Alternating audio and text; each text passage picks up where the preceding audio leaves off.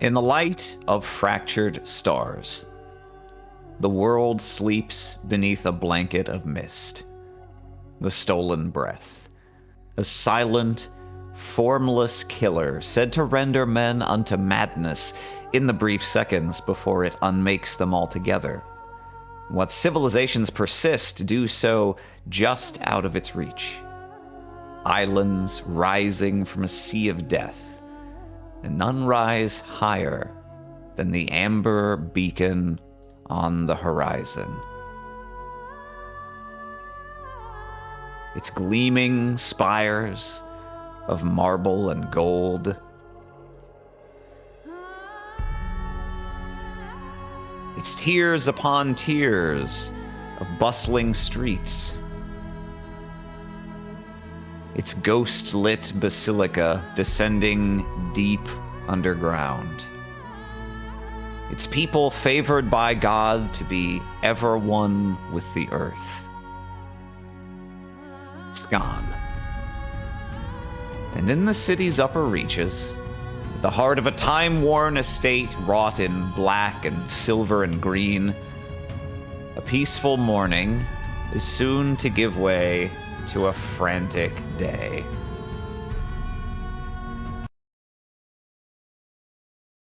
What did he mean by that? What did they mean by that?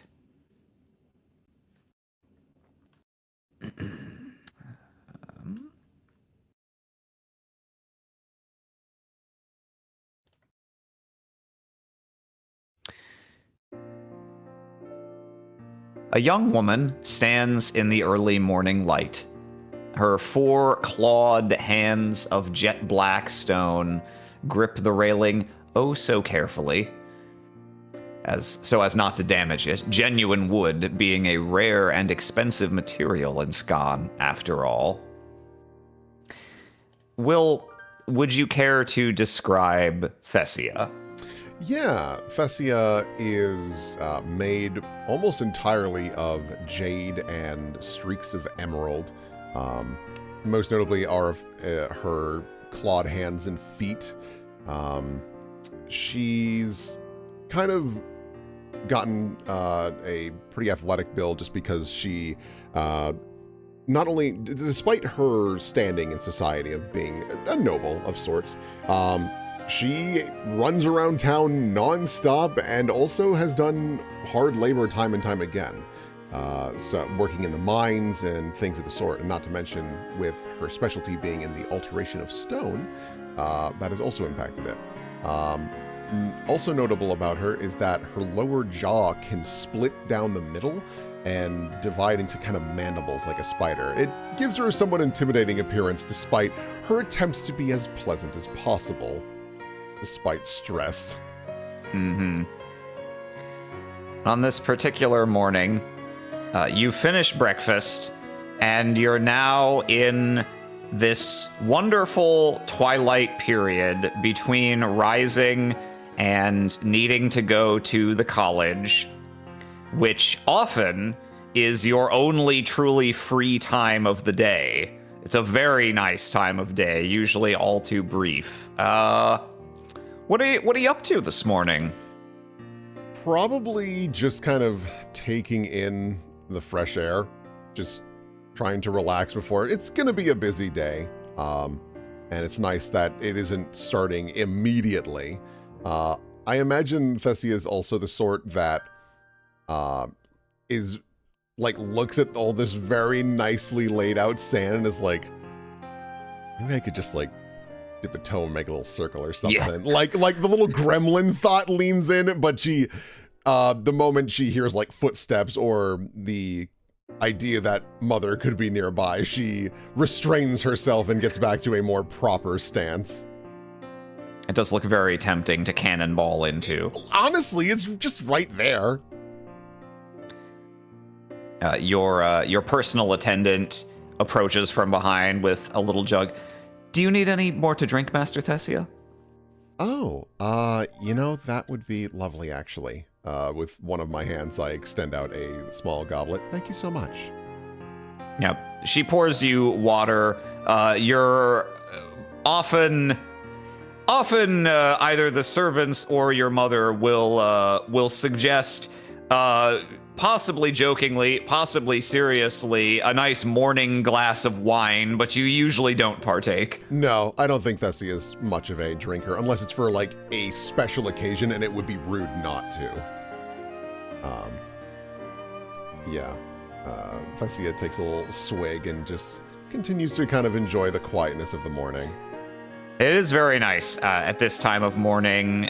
There are some birds out, a little bit of song here and there in the trees, but mostly the only sound out here outside of the main estate is this persistent, very soothing, regular scritch, scritch, scritch noise as various garden attendants go and carefully replace all of these patterns from any dissolution that might have occurred from wind or rain.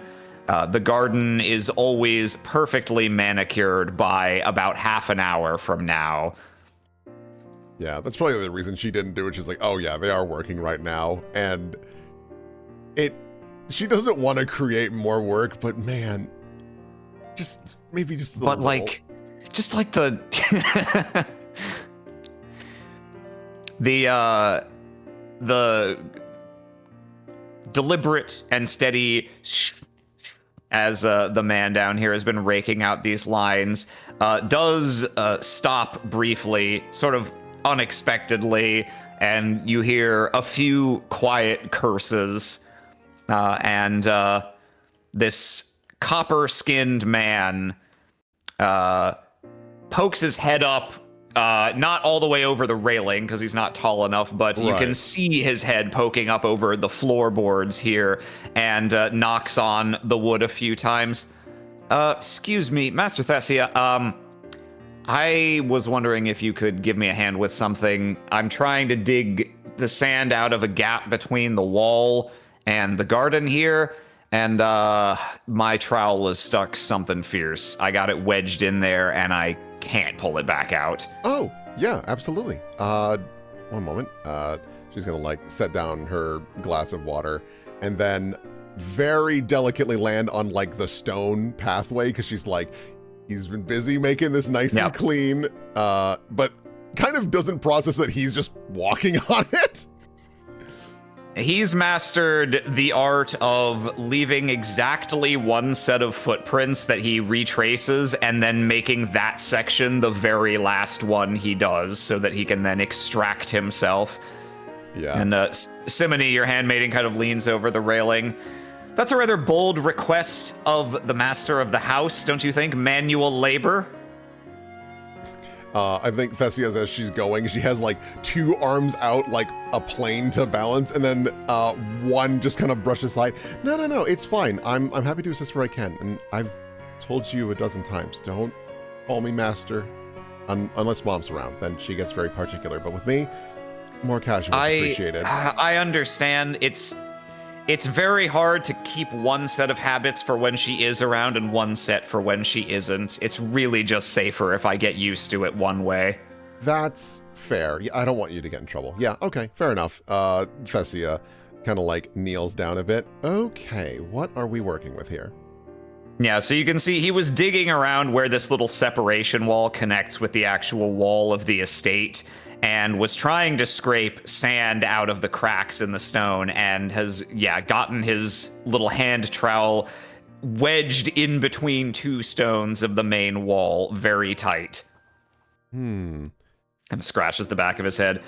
Yeah, it was kind of a bonehead move to go in that deep, but I thought I could get it, and I'm strong, but I'm not that strong, and I don't have the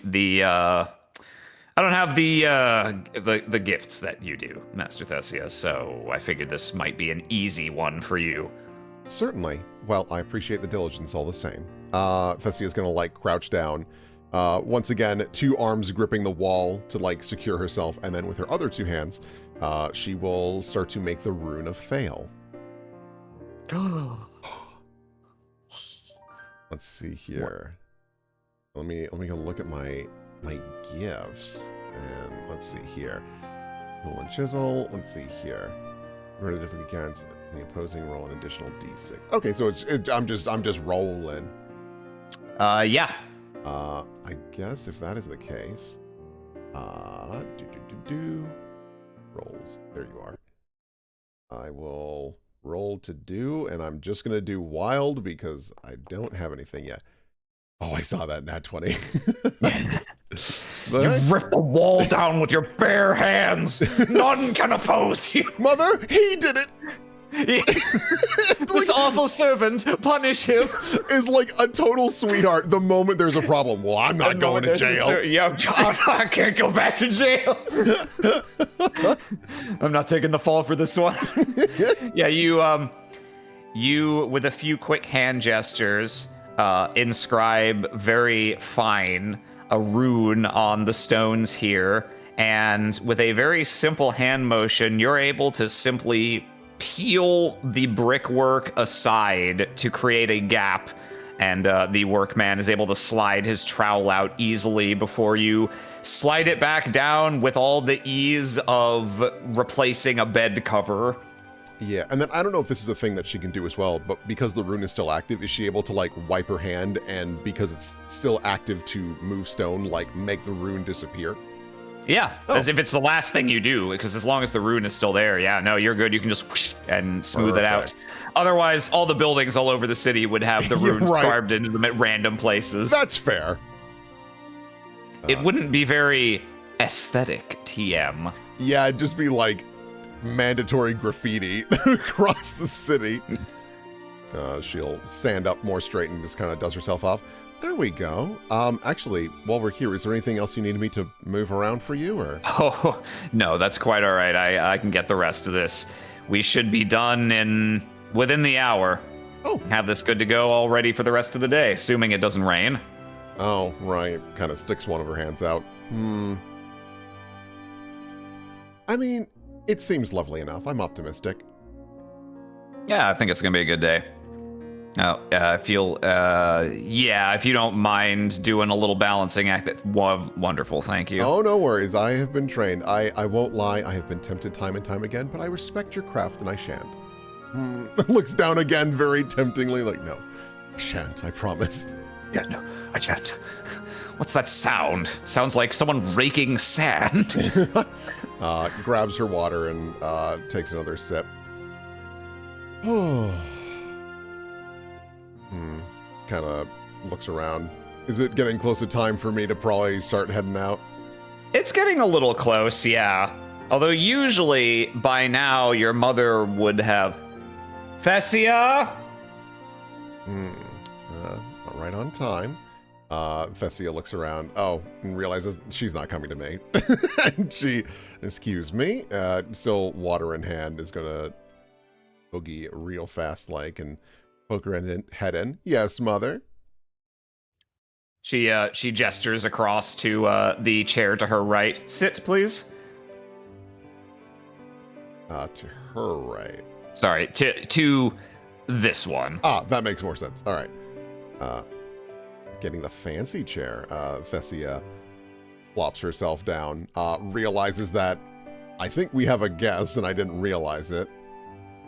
No, this is the person seated directly to your mother's right is one of your household scriveners who often helps her with record keeping. And indeed, that seems to be the agenda this morning. There's a number of tablets set out on the table in front of them. And you can see by their nature, they must be records because there's lots of, they look like an Excel spreadsheet carved into a clay tablet. Lots of rows and columns that they're going over with a finger on each, kind of counting down. Right. You've checked these over twice, yes? The scrivener nods. Check them over again. If you think that's necessary, Master Arity. I won't take any chances with this one today. It's too important. Of course. Cocks an eyebrow. What have you been working on? She she leans back on the clean eye a little and stretches her arms and legs, rubs her eyes. Your mother, of course, always the first one up in the morning and usually the last to bed. So she was already working like this when you even came through for breakfast and has been working for who knows how many hours already. Well, you had such a lovely little coup on behalf of the family the other day with that Laharza. I'm preparing these records for him in preparation for a meeting today.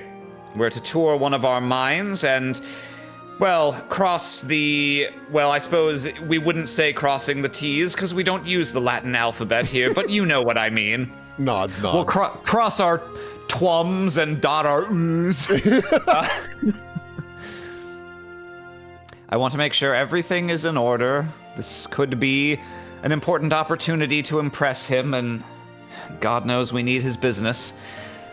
And it occurred to me, I haven't properly thanked you. It was a very, very important thing you did for us, winning his business, especially if the alternative would have been losing yet another potential partner to the Peliakaios family. So, thank you. Thessia just kind of tosses her hair. Oh, I'm happy to do anything I can for the family. Well, then, for the moment, thankfully for you, the hard part for you should be over. I expect after this tour today, we'll formalize our arrangements. He's bringing in some workers to survey the mine, perhaps do a few calculations on how much more earth we can move, and assuming nothing goes awry, we should be fully in business together by the end of the week, provided he's satisfied with our reports.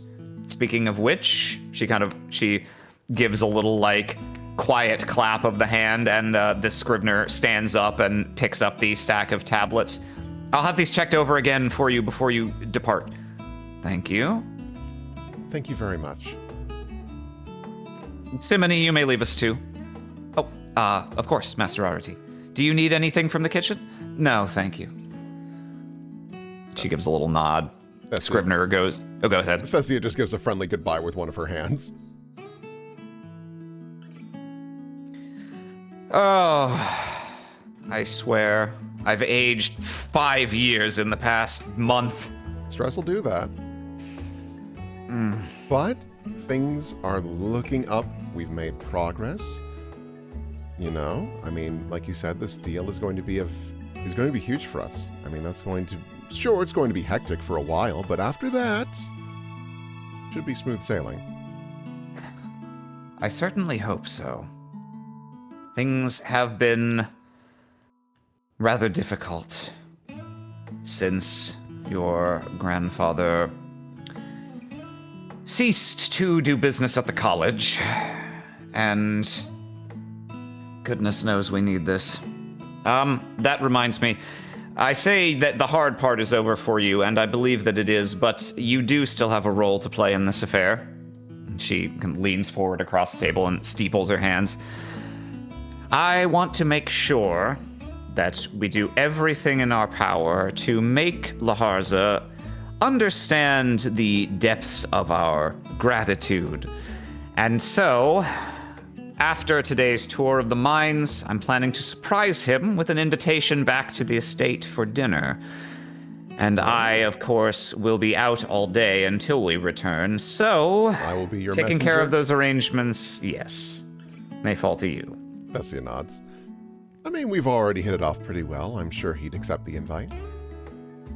I certainly hope so. I can't imagine he would choose to refuse. It would be terribly impolite on his part, but once we have him here, she clenches a fist, then he'll be ours. We will, with the kind of meal that I know our staff is capable of preparing, we will get him through his stomach as well. It's an attack on all fronts, a devious trap, you see.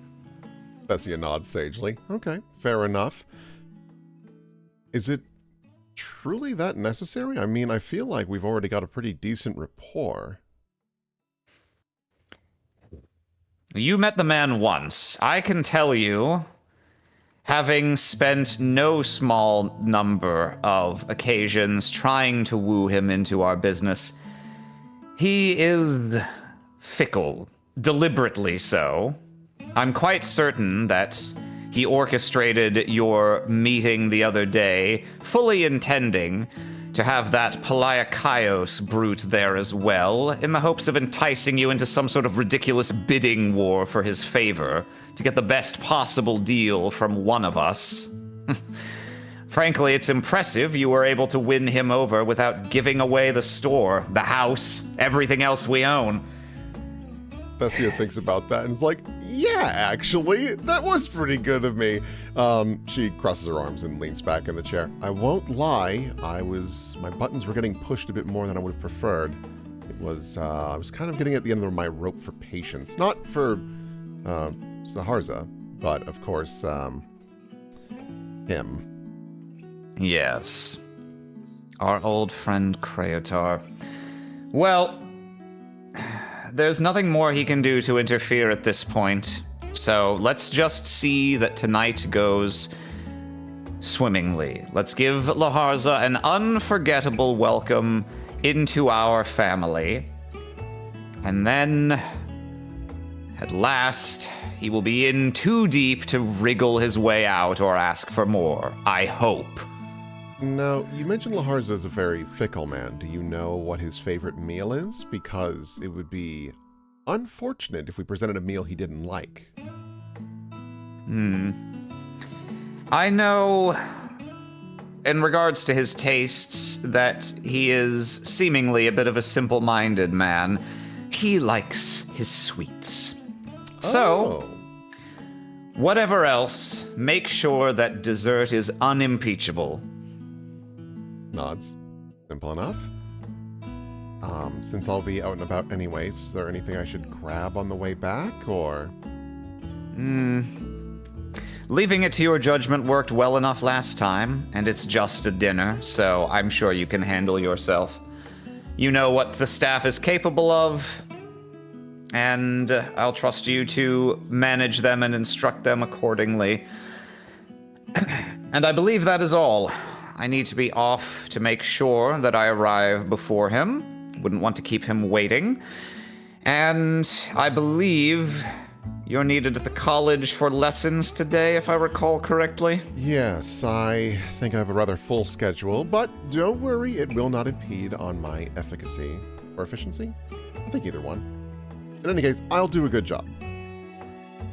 That's my daughter. Now then, I will be off just as soon as I've collected those triple-checked tablets, and by the position of the sun in the sky, I estimate you'll be needed to teach class within the hour, so I suggest you get down to the college, get it over with as quickly as possible to leave you as much time as possible to prepare for this evening. Do you have any questions for me? The what in the sky? The what? Oh my god! I've destroyed my own credibility. The game is canceled. That's right. No, we don't have a sun. We just got glowing rocks. She looks, by the position of the lesser ring, I would estimate you have within the hour. Yeah. But I can make it there in no time. But, of course, before I go, she opens all four arms out like, hug. Arati walks up and gives you a slightly more dignified little peck on the cheek. All right, fair enough. And she'll give a little peck on the cheek back. Okay, well, best of luck with your endeavors, and I'll be off. Good. And I'll see you this evening for a wonderful dinner. And when that man is gone and all is said and done, we can properly let our hair down for once. That'd be nice. All right. Yeah, Thessia will head on out and just scoot her way. I think Thessia, when she's like on the grounds, is very prim and proper in her movements, but like the moment she gets outside, she just like scurries like a goblin. Despite the fact that she's like, how tall is our family? Are we like taller than average, or? That's a fair question. Well, how tall is Thessia? I envision Thessia's probably pretty tall, actually, based on like the art we did of her and whatnot. She's probably like 6'2" or something. Yeah, I think you're taller than your mother, but she's not short. Right. Your mother's like 5'10". Oh, sure. And your sibling is around that height as well. Although they look taller than your mother just because of how like lanky they are. Yeah, that makes sense. All right, so off to the college. Yes. Oh wow. Well. Off into the Lyceum, the part of Scon where scholars gather. White marble buildings, colorful roofs, and one of the only places in the city where there's a very distinctive and unique smell. It's the intermingling of people selling street food with clay tablets drying and being fired. It's where most of the written word is produced in the city, and near its very top, in a plaza where most of the colleges have their main campus, you make your way to the College of Alteration, the home of those blessed with Thale, your same rune. And this morning, no time for mucking about in the lobby, you have been, for today, given the use of one of the college's classrooms. Oh boy. Let me go ahead and drop you in.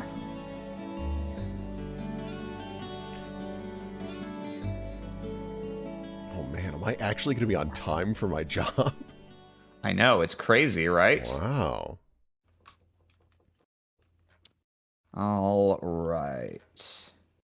Oh, I love how like quaint these little classrooms are. Yep. Thessia, the students, of course, are expected to gather before the teacher arrives, so as not to waste the time of the senior faculty. And so there's already a little crowd waiting quietly at attention when you enter. Thessia like just parts the curtain. Good morning, everyone. A chorus of good mornings. It's a usual set of suspects. You've got mostly children with an adolescent today.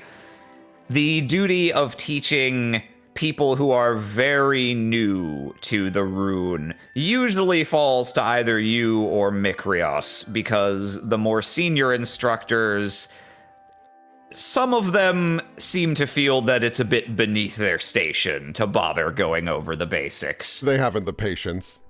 Mm-hmm. Yeah, fair enough. Yeah, and or some of them are really not good with people. Right. Thessia claps her hands.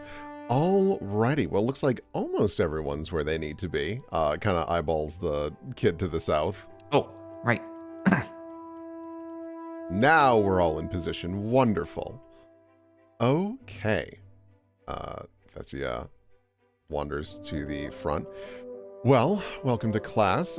Some of you have been here before. Others are a little new, so I think... Yeah, and in fact, one of the students you have seen at the college once, but you've never taught, and you believe they are a essentially entirely new student who doesn't know anything.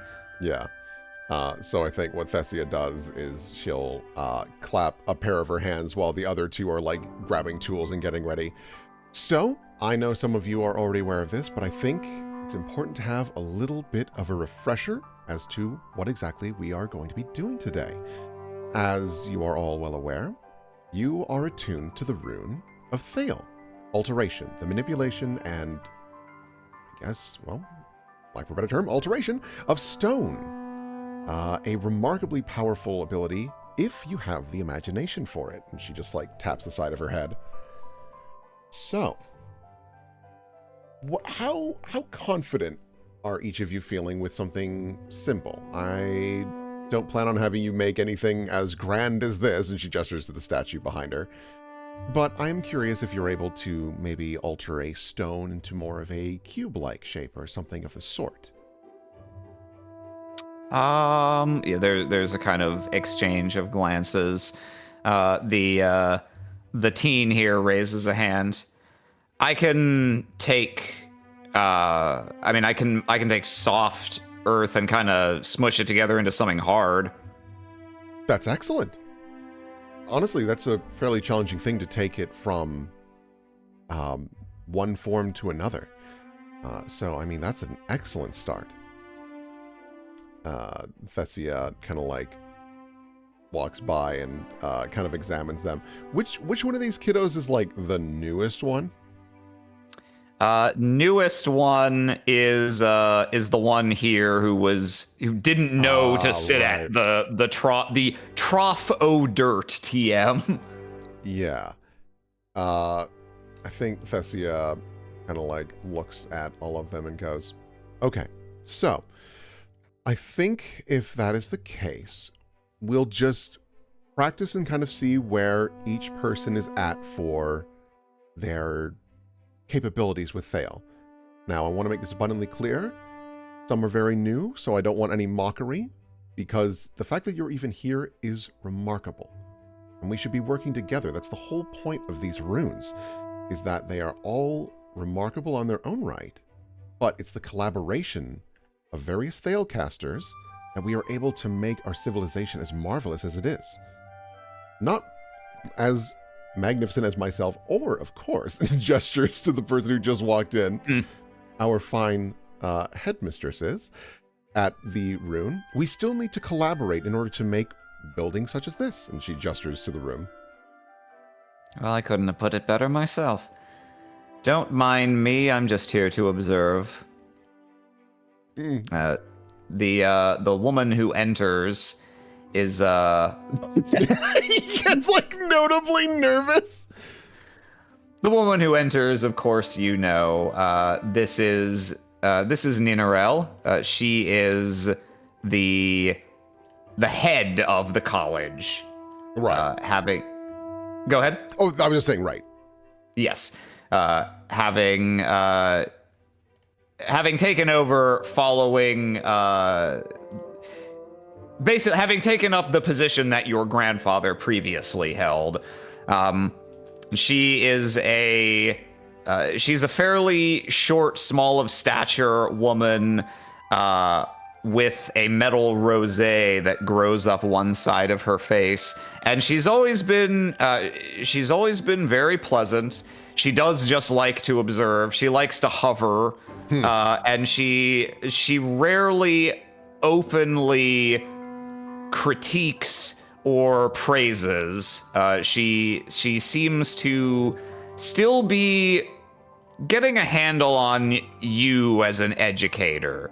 Lately, in fact, she's been giving you a lot of personal attention in the sense of evaluating where your own skill is at with the craft, and in particular, how well you're settling into your role teaching the newer students. And she did not tell you in advance that she was planning to come and watch today. Nope, that seems like her style. So I think what Thessia does is she gets like just a small stone, nothing crazy, and they're all like as close to the same shape as possible.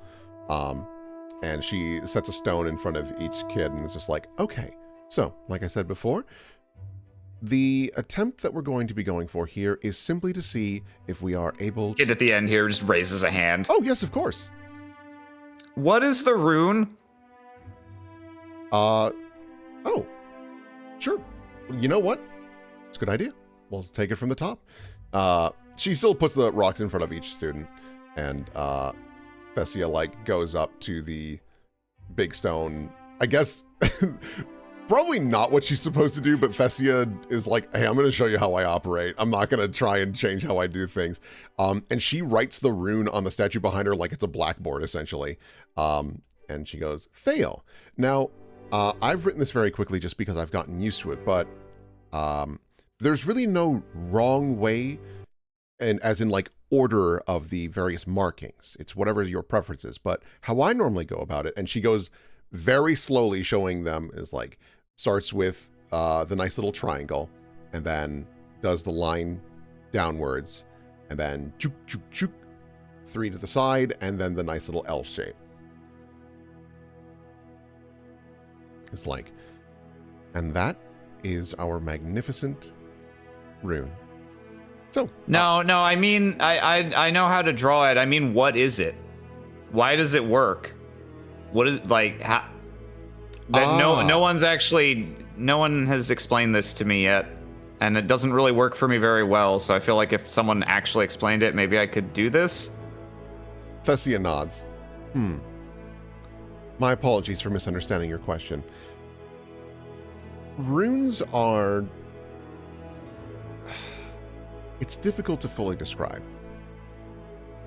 Despite how long we've been able to use them to our advantage for all the various capabilities that they have, such as Nem for growth and Esh with symmetry, we've had difficulty nailing down specifically how they operate. Besides the obvious of as long as they are connected to the element in which they are associated with, they allow us to manipulate them in some facet. Can I roll like an intelligence check or something to see if an intimidation? Yeah, don't question me again, child. Because like, if I'm not mistaken, like when it comes to runes, it's still kind of up in the air how each one fully functions.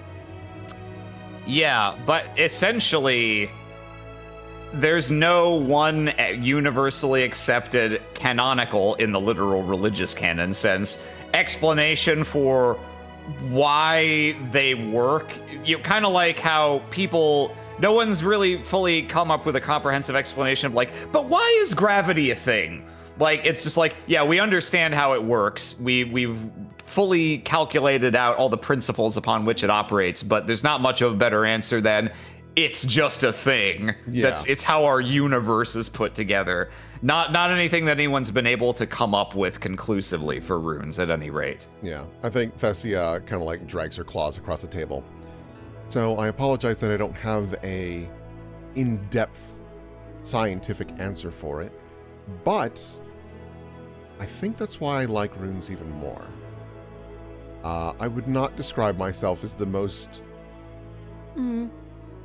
diligent of individuals, and so I rely on runes. It's a quiet from Ninarel. Yeah, and she's like, like I said, I'm going to be as honest as I can with my teaching. And she turns back. And so instead, I rely on feeling. Now, I realize what a wishy-washy answer that is, but alteration is heavily dependent on our desire and our imagination. And if we don't have faith in that, then it won't come to fruition. So I know it feels silly. It almost feels like make-believe or pretend. But you need to have faith in the rune and in yourself in order to allow it to do as you please.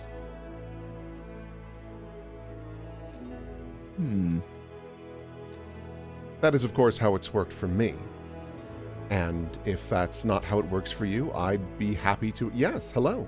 Oh, sorry. That I didn't mean to ping. Oh. I was just dragging him. But yeah, you see this. The kid in the center is tracing the rune in the dirt here as you're continuing to talk. Yeah, and she turns. And if by chance you are a more structured individual and you think relying on emotions isn't for you, that's all right. I'm happy to explore alternatives. Honestly, I'd be fascinated. What a wonderfully open-minded perspective. I hope that's acceptable. Like getting a little nervous. She smiles. Get the firing squad ready. Yes. Like, gives a similar smile back.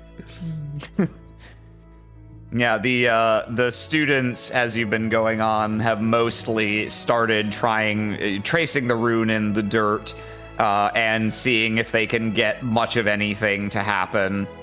The teen girl here is clearly quite a bit more advanced than most of them, and she's able to at least kind of draw the rune, raise a hand up, and kind of lift up a little mountain of dirt, and then collapse it back down, and starts doing that a few times.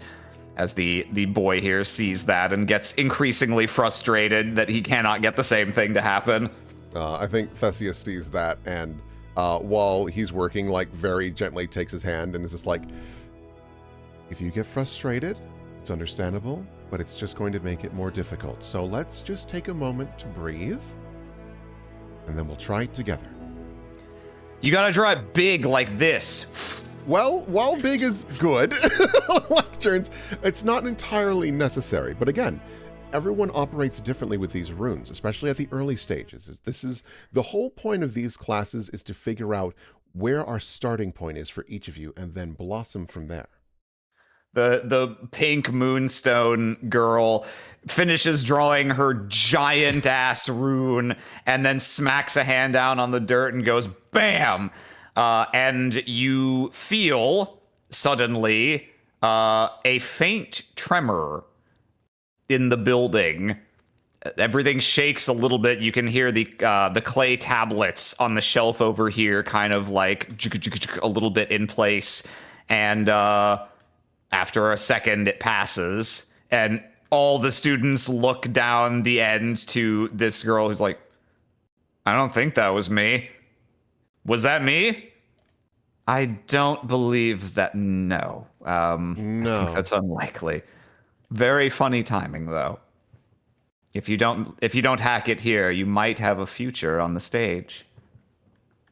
Certainly. Bessie is gonna, like, stand up straight and kind of like, I don't know if this is a thing that she can do, but is she able to, like, with her toe, like, dig into the ground a bit, the Thale rune, and then, like, connect with it to see if she can feel, like, how far away the origin of that tremor was and things like that, like, really relying on the rune to get, like, connected with the earth? That, I'll let you roll to attempt. Yeah.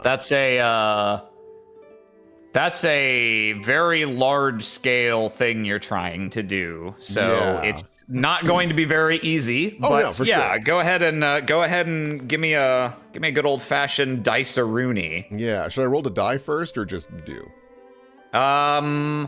If you want to stop and reflect first, you can. But if you just want to go ahead and do this, it would just be a roll wild.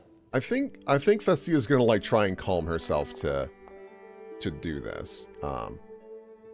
And I will lean into red because that's kind of like her physical capabilities. I think she's, like, trying to zero in, like, kind of turn the brain off and all distractions and just, like, feel through it. All right. Let me roll. Beep, beep, beep, beep. Roll to do. Okay. You dig a toe into the dirt here and try and extend your physical senses as far as they can go through the earth and the stone of the building, and the sort of the sphere expands a little. You can feel the floor, and you can feel the columns and the floor below, and you can feel the slab of the plaza outside and down to the base of the tier, and it snaps back. That's about as far as you can feel, and it doesn't seem to have been localized to any of that immediate area. I think Thessia, like, takes a deep breath and just kind of mumbles to herself, well, it's not within the area. Possibly the mines? That was a heck of a tremor. Like, I think Thessia gets, like, notably distracted for a bit, and then kind of, like, shakes her head. Well, let's be thankful that that wasn't you. And she just smiles over to the pink girl. Next time. Well, I appreciate the ambition. I think we'll start small. We're gonna burn this bitch down. Yeah. This rule throws a pillow against the wall. Like, what are you doing, man? You can't. It's hard to be punk rock with pillows. Yeah. Thessia, like, goes back to each of the kids one-on-one and, like, does her best to show them how to make the rune and gently confers with the pink girl, like, maybe the rune was too big. Maybe that was the problem. Let's bring that down a little bit. And hopefully is able to guide each of them to a nice sort of process for making the rune itself, how to make contact with it, and kind of give it that energy that it needs to go through and all that. So yeah. Hopefully, you say, but we don't have to hope when we can know. So why don't you give me another roll to do to see how well you perform as an instructor here, particularly under the watchful eye of your superior. And based on what your stats are, can you justify to me using red for this, or are you going to drop that swing? I can't, so I'm going to drop it. I was actually thinking about that, so I'm going to drop that, and then I will just do another roll to do. I guess I'll just do wild, because I'm going to lock in blue, even though I haven't, strictly because that's her emotion, and that's what she's... Or no, I'm sorry, that's her brain. So yellow, actually.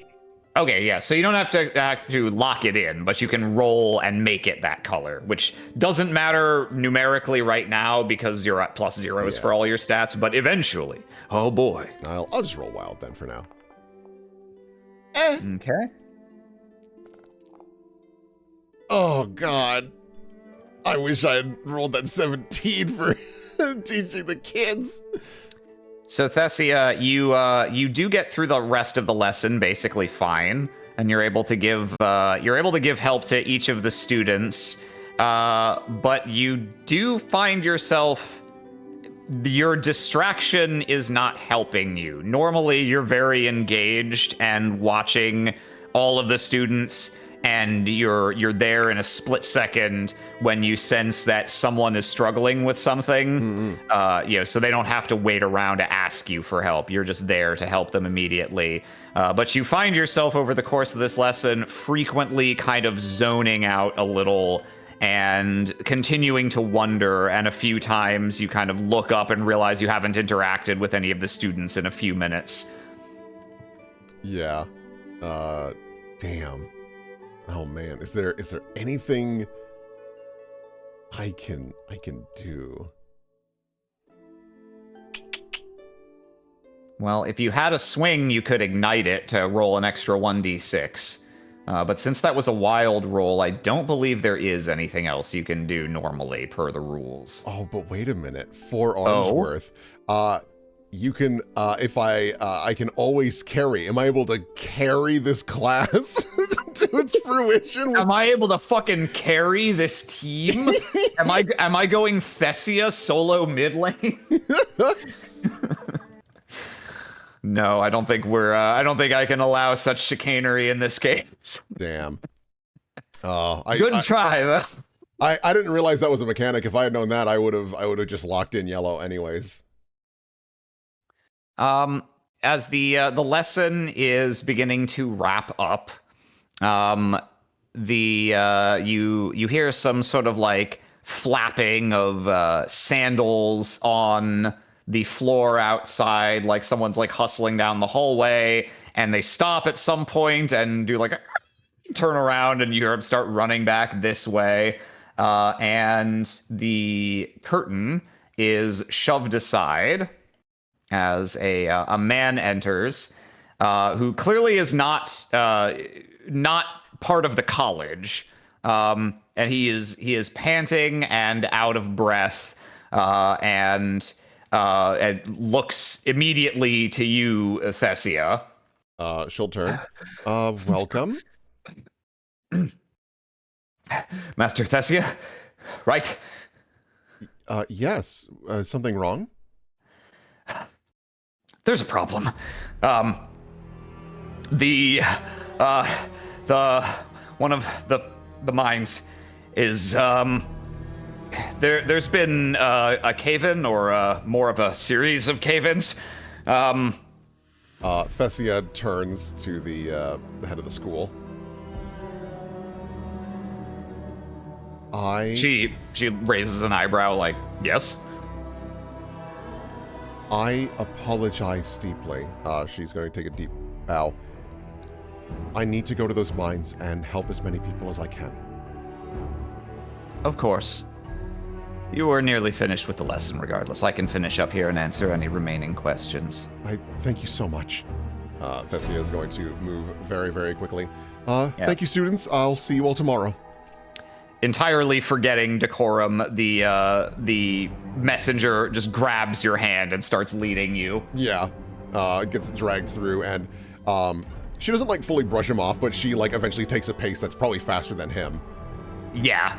At a certain point, he shouts directions, but you already know where you're going, and you take off through the city. Do you think, just out of curiosity, do you think you like get down on all sixes and start? I don't think she gets to that level, but I do think there's probably a couple of moments where she's like, it's faster to go over that fence, and she just like climbs over it and leaps. Bro, you could do that? Yeah. Honestly, she's probably a freak when it comes to stairs, like going up them. You remember like when you were a kid, just barreling up? When you just run up the stairs with on your hands and feet as well. Yeah, I don't think she's actively faster if she's like on the ground like that, but it What doesn't. do you mean when I was a kid? Fair enough. I should start doing that again too. It's your house. You can do what you want. It's not as fun on hardwood. Oh. It's more you're slapping the shit out of your hands when you do that. Yeah, you take off up a flight of stairs, down on at least two of your hands, and zoom away from the servant, who looks kind of like taken aback as you are gone, and any pretense of like, yes, I'm this well-to-do noble teaching this fine educational. Yeah, honestly. Yeah. And you race through the city. You race down the deep channel from Scon's Foundation down to its underground as quickly as you can, and to the mine, which from the messenger's description, you already knew this, but as you start getting closer, you get a bit of a sinking feeling to see it actually confirmed. The mine that has caved in is the same one that your mother and Laharza were meant to be touring today. No. She like very quickly turns, like does a quick analysis. Are you two all right? Yes, we both got out. Well, I wasn't in, he was. Yes, gosh, you should talk to the foreman, Master Thessia, isn't it? Yes. Lady Arity and her guests are inside. She doesn't even finish talking to him. She just goes. Yeah, you can see there's quite a bit of confusion here. People are standing around. There's a lot of murmuring. A few people look like they're nursing injuries. And as you get over here, you can see this man who you haven't really exchanged words with before, but you recognize him as being the foreman of this mine. Turns as he sees you approach. Master Thessia. All right, thank goodness. What do you want me to just explain the situation? I need to know if my mother and Laharza, how far in they are. Their tour entered over an hour ago, close to an hour and a half, and about 20, maybe 30 minutes later, we got our first tremor down here, and everything seemed fine at first, but there was some kind of, one led to another, rock was displaced, and we started getting reports of cave-ins inside. They're probably quite deep, even though I'm sure they were taking a leisurely pace. We've had a few workers who were near the exits who were able to emerge, but by a head count, we're still missing a lot of people inside. And actually, as a matter of fact, we're still missing... He turns and confers with this woman for a second, turns back. There was a team of 2 miners and 2 of our guards who went in to try and effect a rescue, a search, and they have not returned either. All right. Check on the injured here. I'm going in. Okay. Are you sure that's the best idea, Master Thessia? I have Thale. I'll be able to move any debris. I'm aware. I just... The cave-ins, we don't know if they've stopped. To have both you and Master Arati in there at the same time, I'm not sure it's a good idea. I appreciate your hesitation, but that's why I have my sibling. If there's a chance to save them and the rest of the workers, I'm going to do it. Indeed. There's no sense quailing before physical danger. You're miners. You live with this possibility every day, do you not? Brave clenches all of her fists. Arthur fist clench X4. Yeah. Yeah. Let me change the music real quick. Yeah, there he is. You big bastard.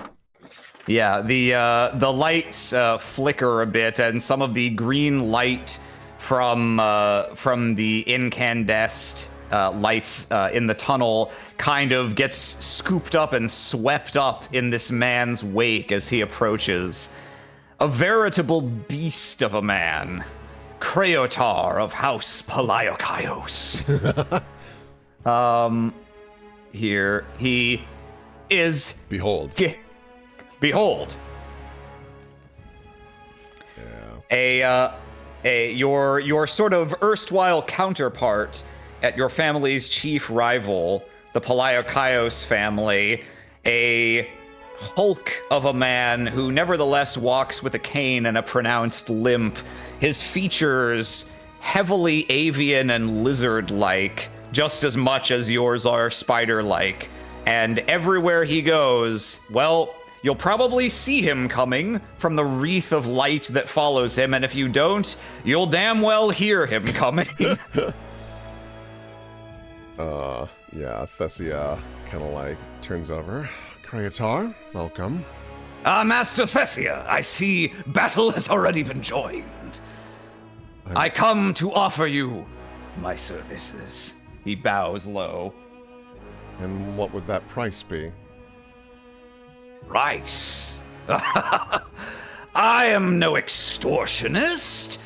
I come because a fellow noble of Skan, an esteemed personage, more than one I'm led to understand, in fact, may be in mortal peril. And it seems only fitting that if I can offer my aid, I should do so. I believe you will find that while I do not have your expertise with moving earth, I can light a clear path no matter what has become of the lights inside the tunnel. And, if you wish it, I can contribute my own guards and up to 20 of our own miners to clear rubble. All you need do is ask. Studying this guy. how likely is it that he's going to be like, well, I helped you before? Well, do you want to roll something to get kind of a read on him here? Yeah, I'll roll a to do, and I will lock in yellow because that's like the emotional read. That's not what I meant to do. Sorry, that was. No, Oh, good. well, I deleted your roll by mistake. Oh, cool. I didn't see what it was. My bad. It was like a 12, but I can roll again. Yeah, sorry. I was trying to do something in his character sheet. Oh, well, all right. Glad I deleted that roll. I needed to fix. Fuck! No, stop it! That's not what I'm trying to do. I'm trying to restore that attribute. Okay, here we go. There we go. All right, now we roll to die. Wow. Holy shit. All right. Well, I mean, it's a shit swing, but he's gonna lock it in based on what his mood is. Yeah. So, you pretty much instantly get a direct read on the angle here. You're confident his offer is genuine. He's not intending to like go in there and then disappear you down a chasm or something. However, it is quite certain that he is offering in part because he knows what effect it will have on the balance of power between your families if this situation is only resolved with his help.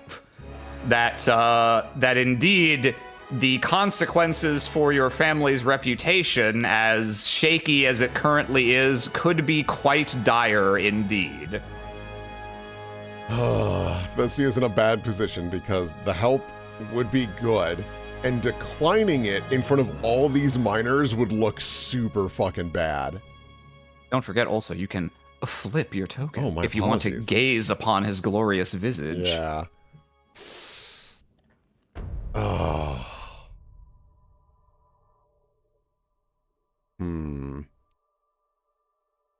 I don't know what to do here. Because if I take him along, it will be useful, but if I decline, I'm also going to look like a jackass. Well, I can tell you out of game that there is not a correct answer here that I have planned for, and the other one I'm going to be like, oh shit, I didn't expect that. Right. So you don't need to take that into consideration. And second, I can tell you I have already more or less determined what will be the consequences for accepting his help or not. So both outcomes have been accounted for. If you're struggling to decide as a player, don't forget you can always roll to die to try and assess your character's mood. So wow, that's actually a really good roll. I think that's emotion. 446 couldn't be me. That's emotion for her. So I will lock in that yellow. How do I make that? When you rolled to die, oh, you already chose nothing. But that's okay. You can manually set your swing in your character sheet. You can set it to that yellow 6 that you so crave. Right. There we go. There's that button. That's what I was looking for. All right. Leaning on emotion instead of intelligence, she's going to be like, I need to get mom out of there. That's priority number 1. And she'll look over. Your assistance would be deeply appreciated.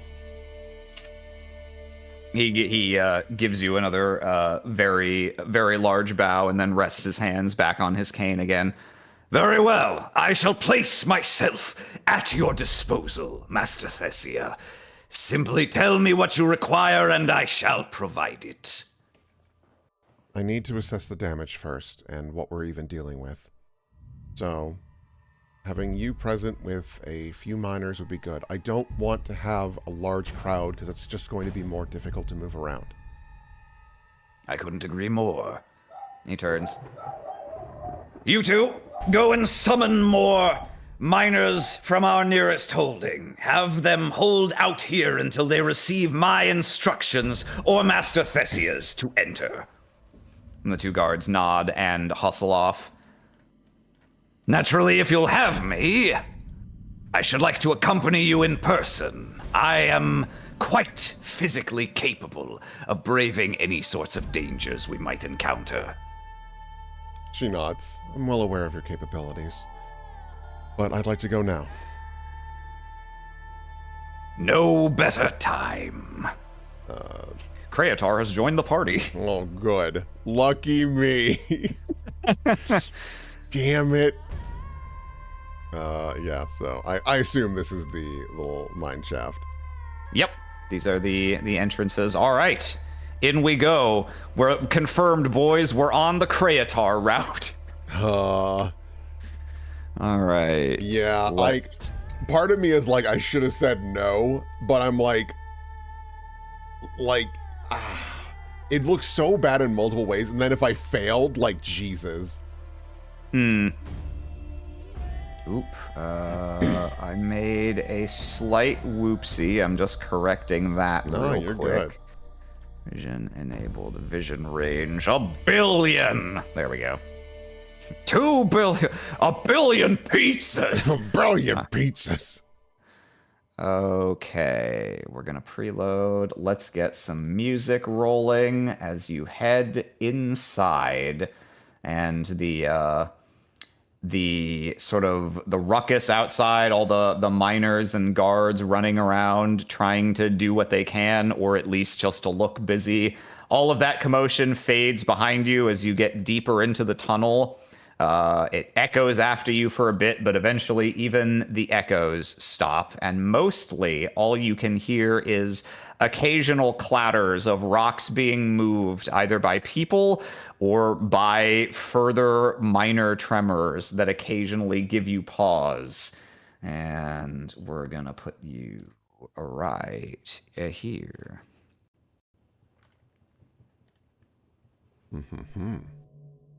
And you head deep, deep inside, and from a little ways further along, you can hear some very, very muffled voices. All right, they must be ahead. Oh, I almost forgot. Kreatar's super duper power.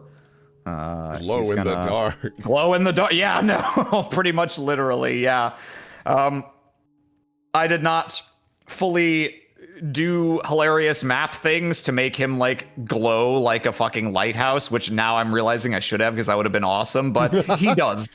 As you get to these places where you start to see more damage and the occasional overhead lights are in some cases destroyed or damaged, the trail following him begins to brighten until you've basically got him walking next to you with an aurora borealis trailing him like a cape, and also licking out in front of him to keep the path in front of you fully illuminated. So you can assume you will not have any trouble seeing anything at any point while he is with you. Okie dokie. Yeah. I think Thessia, she's going at a fairly decent pace, but also, like, slows down a little bit just because, like, he's got a limp and she doesn't want to just, like, bail on him. He's nice enough to tag along for this. Yeah, he has a limp, although you can see that when the chips are down, because he is also acutely aware of not wanting to slow you down.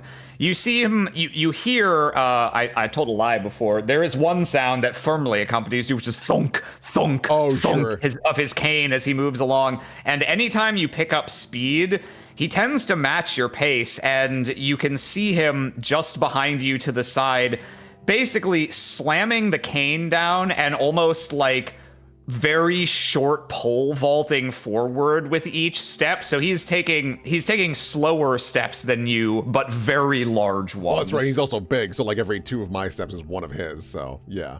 Yeah, he's just bringing up the rear, and you quickly come to an entire tunnel blocking collapse. You can tell it's quite fresh. Okay. I need to start moving some of this debris, but I need to also, I'd like to just, as quickly as possible, kind of study how feasible would it be to start, would it be smarter to start just moving some of the smaller rocks and then use Thale, or is this viable to just dive into using Thale? So you've really got two options. You can take a little longer clearing away the loose debris so that when you use Thale, you're just going to carve a path through the main section and not waste effort with it. Alternatively, you could just kind of blitz forward, trying to Thale everything out of your way, which will be faster. It's slightly riskier because if you haven't cleared the looser stuff, you might blow a tunnel through and then have parts of it collapse on top of you. Yeah. So it's a matter of, do you want to proceed more quickly and less cautiously, or slower but more cautiously? I think I will do slower. I think that's the smarter course of action here, because if I then make another cave-in, like, our chances of recovering this relationship is just dead. There's no shot. Kreatar sets his cane down at the side of the tunnel and bends over and begins chucking rocks behind him as well. Yeah. And then should I roll Yeah, so now you're gonna roll to roll to unleash your powers. Oh. You essentially are. Let me double check your gift there for your rune and make sure that I accurately represent how this works. Right. So, when there's no pressure and nothing resisting you, you can just do this. You don't normally have to roll to use your rune. In this case, because you're under a bit of time pressure, and this is not an ideal workspace because you've got a lot of small individual rocks you're trying to reshape. So we'll go ahead and have you roll a roll to do, and I'm going to make an opposed roll. That's going to be this, and then plus. Where's my 6? Plus an additional d6. Oh yeah, that should have used your swang. Did you set it to yellow but not change it from 1 to 6? I did not do that because I thought it automatically grabbed that. My bad. Okay. So that should actually be a 20. So that should be a 23. Yeah. Okay. Yeah, 24. So actually. Here you go. Oh yeah. All right. Yes. So you manage to activate the rune and basically sweep a corridor out of the way. Some rocks get flung aside, some sort of melt away into sand until there's essentially a smaller tunnel carved through the boulders that had fallen, and the rest are easily moved aside to provide enough space for passage. So you clear this away, and let me get rid of this. There we go. So you can see, I hope, beyond. Yep. I certainly can. And as you get those rocks out of the way, and immediately the extremely muffled voices from beyond become less muffled. They initially turn to alarm as when you start boring through, they think it's another cave-in is happening. But quickly they see you emerge and they let out a collective sigh of relief. Oh my goodness. Are you guys all right? Some of us. He looks down to this guard who appears to have been struck on the head by a falling rock. There's a little bit of blood. He doesn't look dead, but it looks like he's out, and this other woman is tending to him. I'm so sorry, Master Thessia. We went in to see if we could clear the path, at least get people out of the front sections, and then it took us from behind, and well, now, we needed rescuing ourselves. She nods. That's fine. I appreciate what you tried here. Just because I am losing faith in the stability of these caverns, if possible, please move him to the entrance. You don't have to tell us twice. We're getting out of here as long as it hasn't collapsed again already. No, it's fine for now. The path is clear, and if not, my men shall reopen it. Okay. Thanks. We haven't really gotten any deeper than this. We figured there wasn't any point in going further in if we didn't have a route back out. I don't know what has become of Master Arati or, well, most of the other miners. Well, we're going to go and work on that now. Master Thessia, we didn't see it ourselves, but before we went in, some of the few who made it out after the initial collapse, some people have said that they thought that passages opening up could let in the breath. Please be very careful. Thank you for the warning. And she is just going to continue onwards. She is not, with that knowledge, she is not going to waste any more time. Yep. All right. You continue onwards. Your icons are copy-pasted. Oh. Whoa. Impressive. Look at the technology. You could never do this on Roll20. Honestly. Well, because Roll20 would be like falling apart already. Let's see. Okay, that's right. We do that. And I think the view should already be set to where we want it. Let's preload and let's change up the music a little. Let's go with, yeah.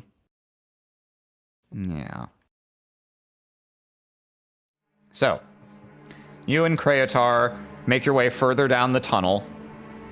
As you go, you stop and take cover a couple times as very minor collapses never bury the tunnel, but rocks continue to slide, and you feel the earth continue to shift now and again, and you eventually come to a junction where you can see the floor is extremely heavily cracked, and in fact, the mine tunnel up ahead seems to have collapsed to the south and joined up with a natural cavern. Oh, God.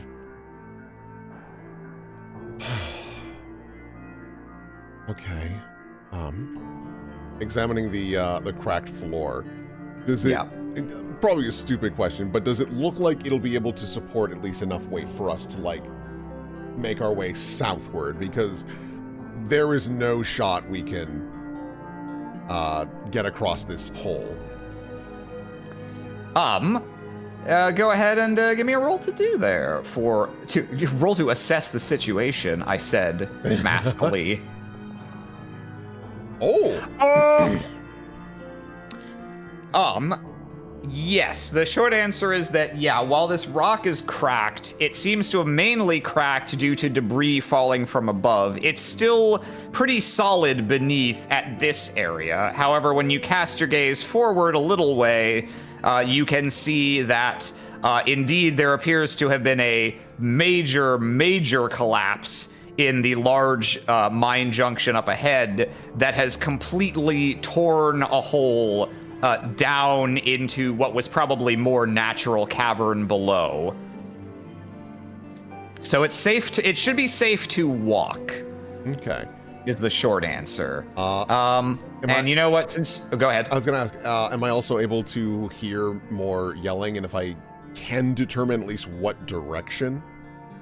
Yeah. I'm gonna let you. That 20 was to perceive floor, so rather than having you roll anything else, I'm just gonna give you this. That yes, you can indeed hear some voices ahead. They're very echoey because of the big chasm up ahead, and indeed, if you cast your screen a little bit to the left here, you can see that on the other side of this chasm that has formed, you can see Laharza and probably several of his own miners who had come to assist with the inspection, who seem to be in a branch of tunnel that previously connected to what was floor, is now pit, and further their way also seems to have tumbled and caved in, so they're basically trapped on a little island right now. Okay. Oh, gods, it's Laharza. I might have an idea. Bessie is gonna scurry up to this floor and wall.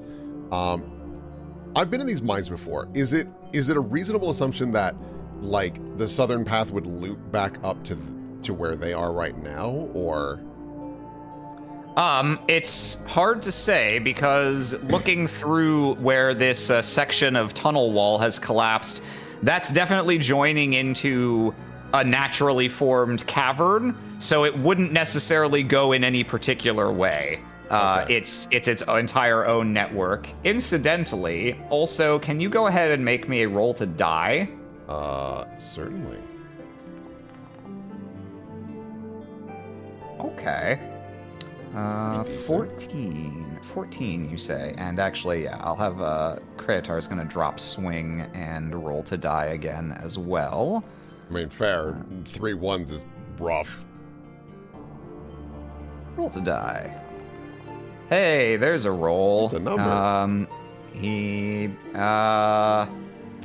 I think now, seeing where the situation is, probably red is the right one for him to lock in. Okay, so you got a 14, he got a 10.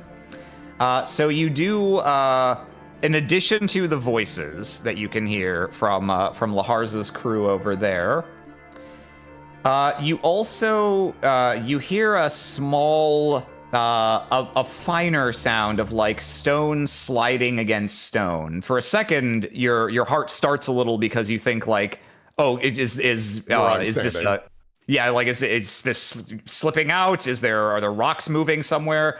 But no, it's too constant and consistent for that. And let's see, we're gonna go with this. Yeah, it's a little too consistent of a sound for that. And with your 14, Thessia, you notice behind you, emerging from this partly collapsed natural tunnel, yeah, you can see a small creature, vaguely snake-like in shape, but its back covered in crystalline growths. And this creature is winding its way along the floor, and you see it pass entirely through a stone like a ghost. And you recognize these because they are occasionally a hazard when you're digging out new mines. This is a stone swimmer.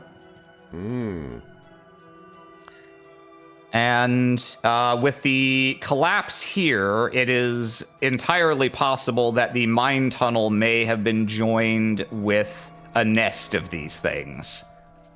It is watching you warily and somewhat territorially. Yeah. Okay. I will, as carefully as possible, grab Kreatar's attention and, like, gesture over, like, hey. Ah. Yeah. I believe I could keep several such creatures at bay if needed. And it may, in fact, be needed. He trails off a little, and you can hear a little... You can hear and now see there are indeed at least 2 of them. Do you have a plan to effect a rescue here? I have one idea, but I might need a little bit of time. She looks back at the wall. I could use Thale to essentially create a walking path using the sound, structural integrity of the regular cavern walls. And that way they could walk back over to here. The problem is, she looks back at the snakes. I don't think it'd be wise to have so many people on this damaged floor with these things nearby. Agreed. Um, Tricky little buggers. am I aware, like, so I know that these things can, like, phase through stone and whatnot, Mm-hmm. essentially. Can they still be harmed by it? Yes. In general, they can. The general principle that people have come to understand is that they can seamlessly move through stone by intention, but if you like throw a rock at one and it's not expecting it, the rock will just collide with it and damage it. Okay. Thessia's going to pull out her diamond chisel, and she's going to place the Thale rune on the back of it, and she's going to aim the point at one of these stone swimmers and activate it so that it shoots outwards as far as possible to try and, like, stab it in the head. Just this very precise needle-like shot. Okay, which one? I will go for blue because it's closer. Okie dokie. In fact, let me go ahead since we might have a little bit of a situation here. Let me go ahead and boop. That way, distances are clear. And yes, because of your chisel's ability to extend by use of the rune, you are close enough to hit that blue stone swimmer. So go ahead and make a roll to do. Also, I don't. Can you use yellow for this? Can you give me a justification? I don't know if this will work, but this requires a lot of calm, because if I move too quickly or show any level of aggression, it's going to attack. So I'm trying to, like, zero in and just, like, push out all emotion and just focus on the shot itself. Yeah, I'll buy that. I'll buy that for $1. Yeah. And that's opposed by, it's not a clash. This is just going to be, Well, you rolled pretty well. all right. Yeah, that's a hit. And your effect 6. So you do, this also, that was a vanilla roll to do. That doesn't factor in your chisel bonus, which don't forget. You have +2 to hit and to effect when using the chisel to damage a creature or object. I'm glad So you remembered that. You whip your hand forward after very carefully lining up your shot, and the chisel, the diamond just liquefies and extends into a tiny, tiny point that just lances straight through this creature's midsection, and it lets out an indignant hiss. That's good for 8 damage. And it looks like we're in a sort of a conflict here, you might say. Yeah. So, following that, I'm going to have everyone roll to die. Let's see here. Do I need to drop my swing at all because it's a new thing, or do I just... No. You get to keep it if you want it. I will keep it. I need to lock in my emotions and keep calm, otherwise this is going to get bad fast, especially because I just remembered my back is to a pit. Yeah. Okay, yeah, he's going to keep his existing swing. So he's got a 12, and then these guys can't beat that. So, yeah, Kreatar gets to go first. So he is going to... pick his cane up out of the small crevice in which he had wedged it while he was standing and surveying. Stride towards these creatures, plant it in the ground again, and the wreath of colors around him takes on an angry red glow, almost as it spreads out around him. It almost forms into a terrifying face-like apparition, and he is going to try and intimidate and lock these things down. So here is his roll. Okay. I have noted the effect of that. This is not he's not going for damage here. I will keep that 10 in mind, and effect 6, got it. Okay. And he will popcorn it to this red serpent, I think. So the red serpent is going to lash out at him because he's already standing right next to it. Here comes a... Oh, that's right. They can't beat it, but I do still have to roll to die for them in case they want to lock in a swing. Nah, it's not going to lock that in. So it'll roll with red here against him. That is high enough to overcome his intimidation effect, but it's still a clash. Yeah. Hey. All right.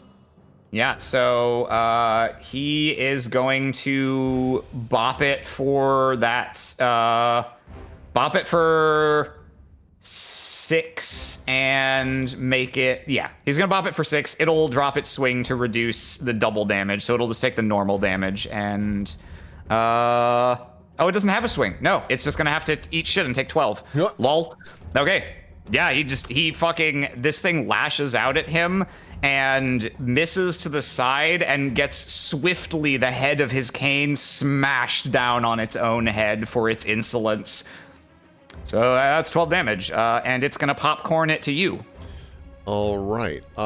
Seeing as that one's probably the closest to death, it's not an interesting trick, but it does work. Fessy is going to step up a little closer.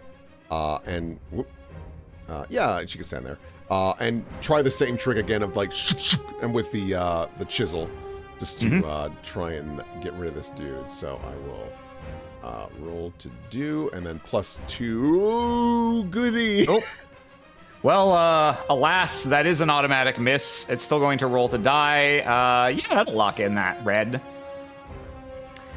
Yep. You lash out again with the chisel. But having seen the trick once when you used it on its friend, this one flattens itself down into the stone, and your spearhead smashes into the stone directly behind it instead of through it. And the only one left to go is the blue one. So yeah, he is going to take a retaliatory strike at you. Sounds good. I don't think I can beat that. Not especially. But I will switch to red, actually.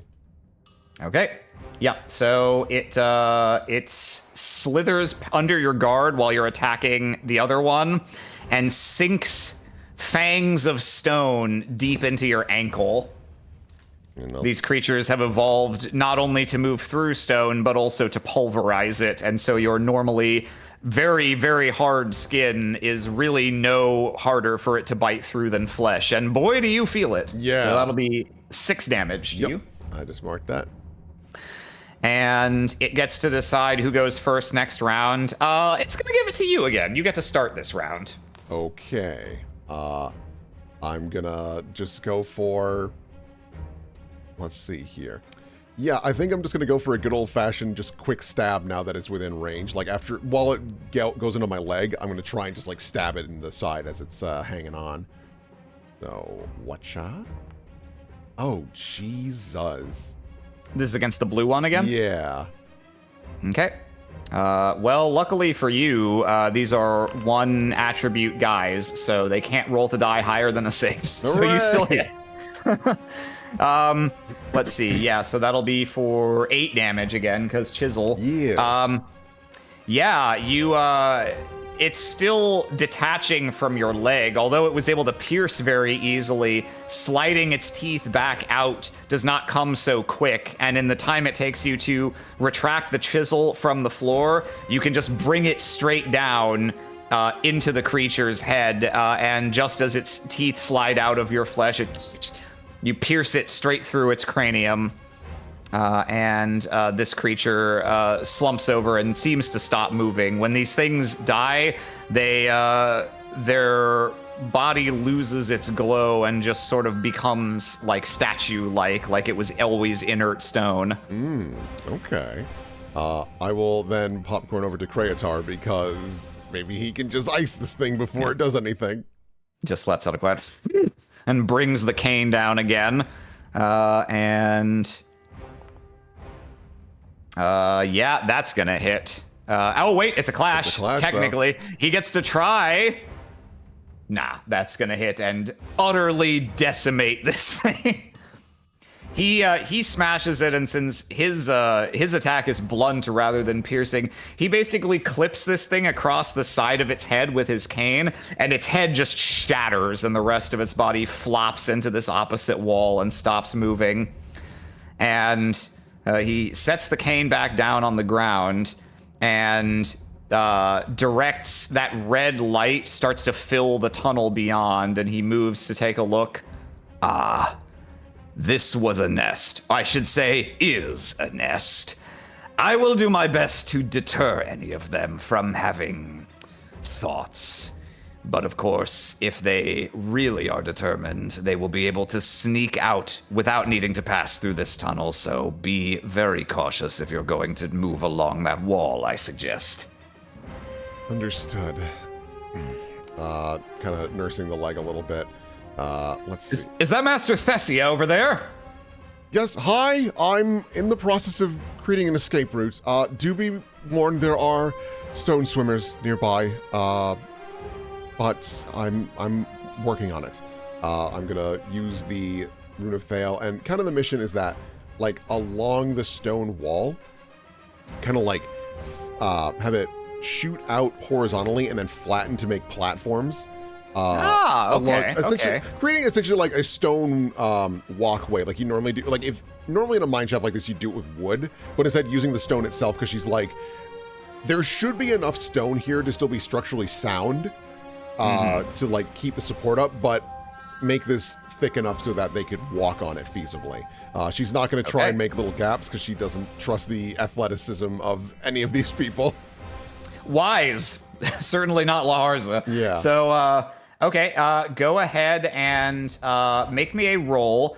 There's really no way for you to just outright fail. This is just a thing you can do, but we'll see how long does it take.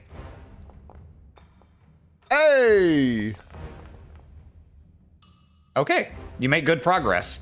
So with that one action, we'll say, yeah, you're able to, with a series of inscriptions, you just bend down and basically pull stone out of the wall, forming a series of little walkways as you go, and slowly begin to make your way along the edge of the chasm. Now, as you get about here, could you go ahead and make me a roll to die, please? Got it. Ooh, not very high. Okay. Let's see. And, okay, you're keeping the red 6. That's just fine. Right. I gotta haul this thing out of mothballs. Okay. This is gonna roll... Oh, this was supposed to be blue. All right. Ignore the redness of this. Right. This was meant to be blue. Okay. Blue. Okay. And that's a 6. All right. As you get about this far, there's another tremor that runs through the cavern. And luckily for you, because of your forearm gift, you are at no point in any danger of falling here, because even if all your platforms collapsed beneath you, you can literally just hang from the wall. Normally, at least. This wall in particular, you have to be concerned about it crumbling away from the rest of the stone and dropping you. So you do not fall. However, in the course of the tremor, you expend a great deal of effort holding on for dear life and keeping your platforms intact. So you're going to take 6 damage. Great. And also, you notice something as you begin to make your way along here. You notice something specifically to the north. Your unconscious mother, half buried in a pile of rubble. Thessia's like immediately I was like, why weren't you just with him? Why couldn't you just be with him? I will get there when I get there. I just gotta first make this route. Okay, go ahead and give me another roll. All right. Same as before. What shot? Goo. Okay. Let's see. So, you're gonna get you get a little further. We're gonna give you basically a quarter of the remaining distance in progress. You continue setting up your path, and I'm going to go ahead and roll for another little quake hit here. Let's see how you do. Go ahead and give me a roll to die. Whatcha? I'll keep red for now. Oh God. All right. Same verse.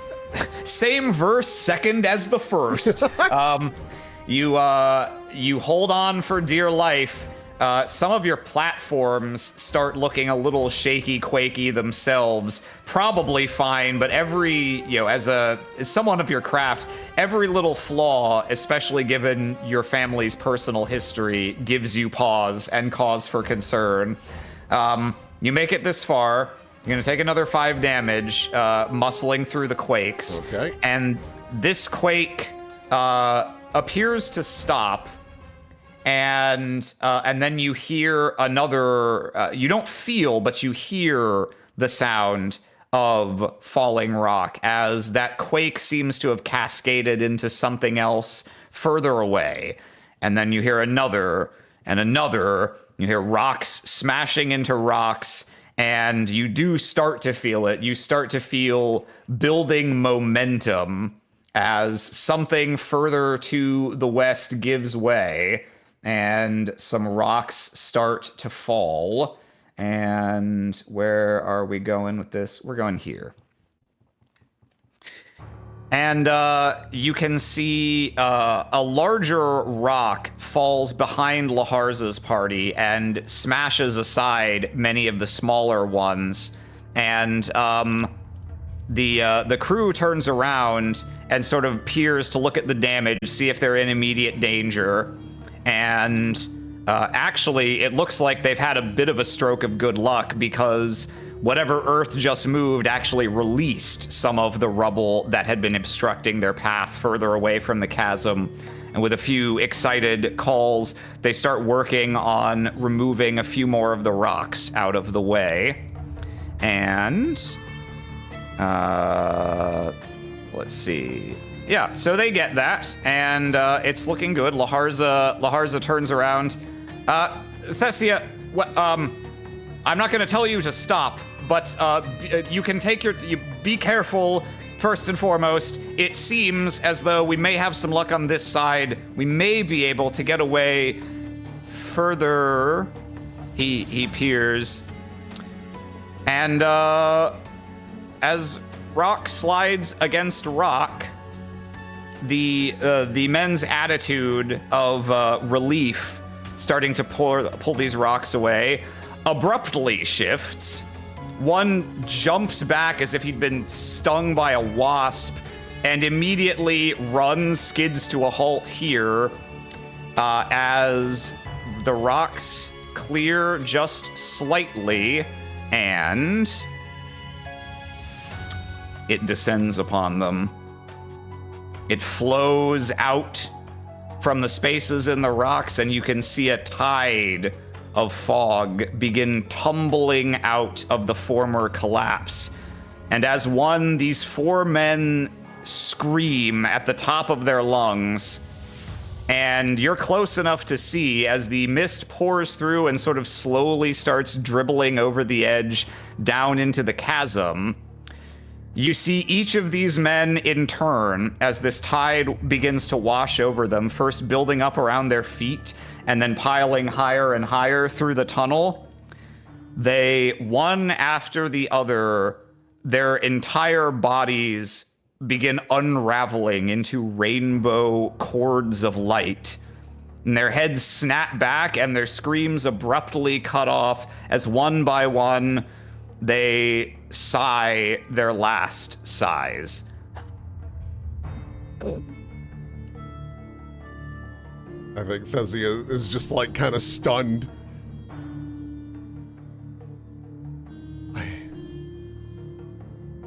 Damn it. She looks to the north. You look to the north, and you can see in the course of that sequence of tremors, The rocks have moved slightly. They're not quite where they were before. I think Thessia's gonna try something a little wild. Oh? She doesn't have time to make a path around, and also this path is borked. She is going to stab the chisel into the wall next to her, and then she is going to extend it as far as she can to the ledge where her mother is, and then she is just going to like monkey climb across it to get to the other side, and yeah, just try to cut the cavern in half essentially for her distance. So you're trying to extend the chisel all the way across in some very thin wire-like form, and then basically acrobat across it? Yeah, as Oz says, Sun Wukong staff nonsense, essentially. Yeah. Okay. And I'm hoping because I'm you- using the chisel, there's a +2. That is when you are damaging something with it, I'm afraid. I stab at the wall. Stab at the wall. I mean, if you want to, you can flick it out really long and stab your mom and get +2 on that. No. That would be ill-advised. Okay. Yeah, I think you have enough material in the chisel for that to be practical. It's going to be an exceedingly fine, essentially, yeah, like a wire for you to try and cross. Are you going to try and balance so that you can walk or run across it, or are you going to be a little more cautious and crawl, like use all your limbs to crawl along it? I think her plan is that she is going to launch it across, and then with all 4 of her hands, she is just going to like monkey bar almost, just like one after the other. All Oh, 4 okay, arms. okay, yeah. So Yeah. you're gonna use it like you're gonna solid snake across. You're gonna Yeah, because she's like, Yeah. her arms are much stronger. Like she's physically Yes. pretty impressive, but like being able to switch between 4 hands is 1, more control of her movement and balance, and 2, it will just be faster. Okay. This thing you can do. Go ahead and make me a roll to do. What is your red stat? It is physical. Okay, then yeah, you're no need to justify anything here. Oh no! Okay. Better rolls, please. Okay. You stab the end of the chisel into the rock here, and as quickly as you can, you concentrate and you tease it out thinner and thinner and thinner until you've basically got a bale of wire with a very sharp tip, and you whip it across, you will it to go along the arc that you desire with your runic powers. And you do manage to create basically a very fine wire running north-south in the column that you're in. And you get to climbing. You're no longer trying to stay on the wall and make platforms, so you're not going to have to roll for quake damage. With that 10, however, Yeah. I'm going to give you a choice. You can get across, quote-unquote, in time. But if you choose to go at basically the fastest speed you could possibly hope for, then when you reach the other side, you're going to slip a little bit at the last minute, grab the edge, but the chisel's going to dislodge and your wire is going to fall away into the pit. Or you can get there without that happening, but take longer. Longer than you would want. If I take that first option, the chisel's just gone. I just lose. And you might get it back. But I mean, it's going to be down a pit at least. Losing the chisel is not great because I would literally lose one of my gifts immediately. So I will go slower. Is there a way that I could choose to take damage and get there? Like, I fumble the landing a bit and I, like, slam my leg into the side of the stone because like a tremor causes me to lose my footing and whatnot. Yeah, I'll let you get away with that. I see. It looks like you've actually been reducing your max health instead of your current health. You should be at 3 out of 20 instead of 20 out of 3. Yeah, yeah, I'll say, given that you're there already, you can get both. I'll let you take a third route. You don't lose the chisel. You get there reasonably quickly, but you're just going to immediately take a wound. Yep. And in fact, given the nature of what you're doing, I think I'm going to say you would have to wound your red, your body strain for this. I will wound red. And then do I jump to 20 again because I've been wounded, or do I just so what you're gonna do? Oh, sorry. So actually, before you go ahead and restore that real quick, just restore your red stat. So before you wound it, what you're gonna do is you're gonna roll to recover.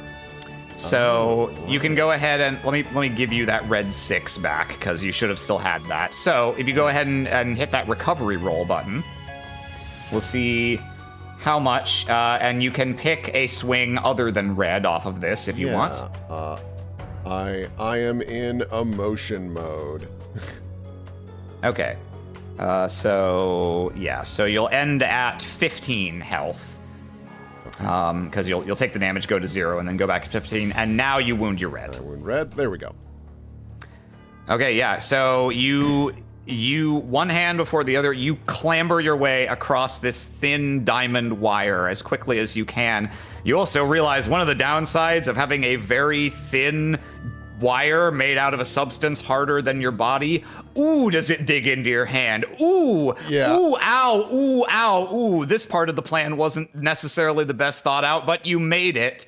You make it, and you flop onto the stone here with some blood oozing from your palms.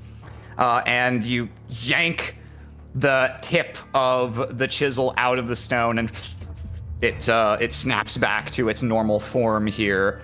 And you have reached the small collapse where your mother is. Mother, hey. Just gonna like gently shake her to try and like see if she's conscious. And so I'm seeing like cracks in the stones, right? Yes.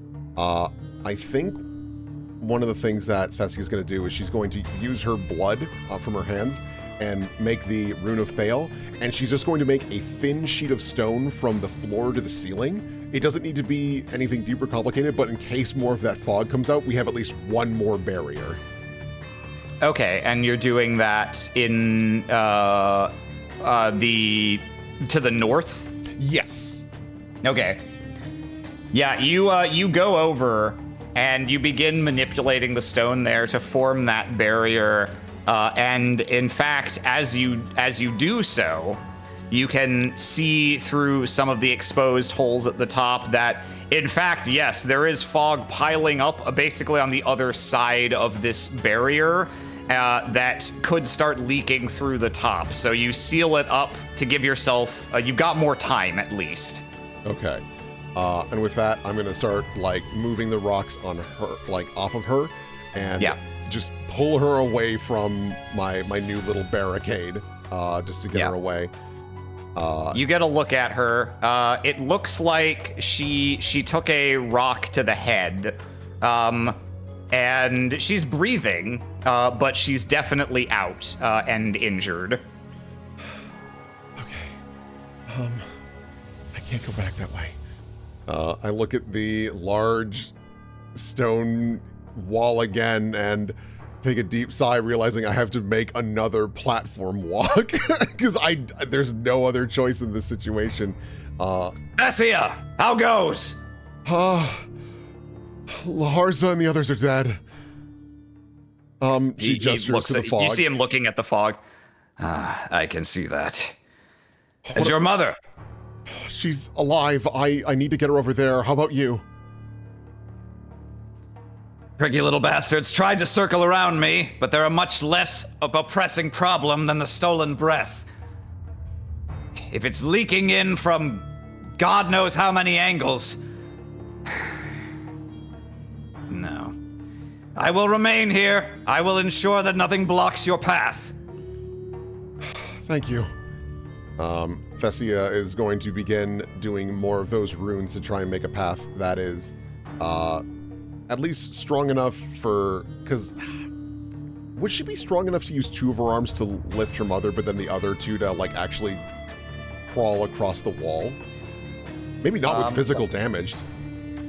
Let me check how I worded your 4 arms worth of forearms gift. Yeah. You can let's see. So you can always carry whatever you want. I think in the circumstances, I think I'll factor in the additional complexity of needing to use 2 of your arms to carry your mother as you do this, but it's not going to inherently, I'm not going to have you make extra rolls. I'm just going to appropriately adjust the difficulty of what you're doing. Yeah. Because I think what she's going to try and do is, like, she's going to set it up so that whenever she's, like, digging her foot into the stone, she can, like, try to make the rune to also create, like, a small platform for her foot. That way she's got a little bit of security as she's going. Mm-hmm. So I will roll to do. Oh my god. Am I Wither? Who am I? A little celery thing? Listen, I felt your pain, and I'm experiencing it now. Just real quick, new Discord name, Little Celery Thing. Little celery thing. Little Celery Thing. Your mom's in mortal danger. So you start making your way downtown, walking fast. Your mom is passed out, and you're homebound. Let's see. A 7. All right, well, let me make the normal roll to oppose here. Yeah, and then also with carrying your mom, we're gonna add... Oh god, there's no shot I can beat that. Like, even if I burned things. Okay. Ugh. Yeah, so you make a little progress. Let's see. There's gonna be another a new quake coming at you hot. Gonna drop it like it's hot. So you can roll to die against this. Okay, that's beatable. Not because I have to roll to die, yeah. Oh yeah, no, I guess not with 2 attributes, huh? No, I The can't perils do of it. being wounded. All right, so you'll take 3 damage.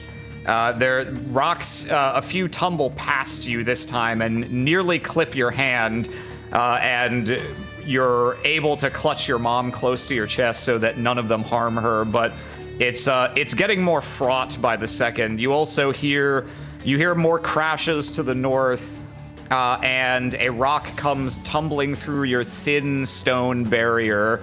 And you're only a few feet away down the cliff face when your decision is immediately vindicated, as indeed more of the stolen breath begins tumbling in this way. But it's getting harder and harder to hold on with each quake that goes. Go ahead and make me another roll to do. Oh my god. Or Thessia. assuming you're sticking to your... Yeah. Okay, there you go. There you go. I'm like committed to the bit at this point. Like I have no security for like a place to stand anymore to do something else. So. Yep. Thessia. Let's see. How many quakes has it been? Okay. Neat. So we're gonna do one last one of these. You don't mind Oops, that's not supposed to have a +1, but that's okay. Hey, you can technically beat that. That's a 10. You can ignore the... it's another roll to die. Yes. That's another fucking 2. God. Okay. So you'll take 2 damage from that. And with that quake... where is my music? Do I make any progress to get away from the fog? You do. Oh, fabulous. You make your oh, that's right. You actually rolled to die high, so you get about half the distance. It's it's not going too bad now, in spite of how strained everything on your body feels. And with that last quake, however, you feel your claws dug deep into this stone, and they're supporting your body just fine, but you feel yourself start to slip anyway somehow, and frantically you look up and you can see that the stone that you've got your claws dug into is itself beginning to detach from the wall. So you slam your claws back into another section, begins to slip. You slam, you manage to hang on by just kind of propelling yourself upward, ripping away from the wall. And as you do so, you can see that the stone that you're ripping away is itself all that's separating the fog from you at this section as well. And in this moment, you basically have two choices. You can get run over as fog starts to billow out of the wall here, or you can go the one remaining direction that is open to you. I will continue the one direction that is available to me. Oh, sorry, I don't think I was clear. That direction would be down at this point. Yeah.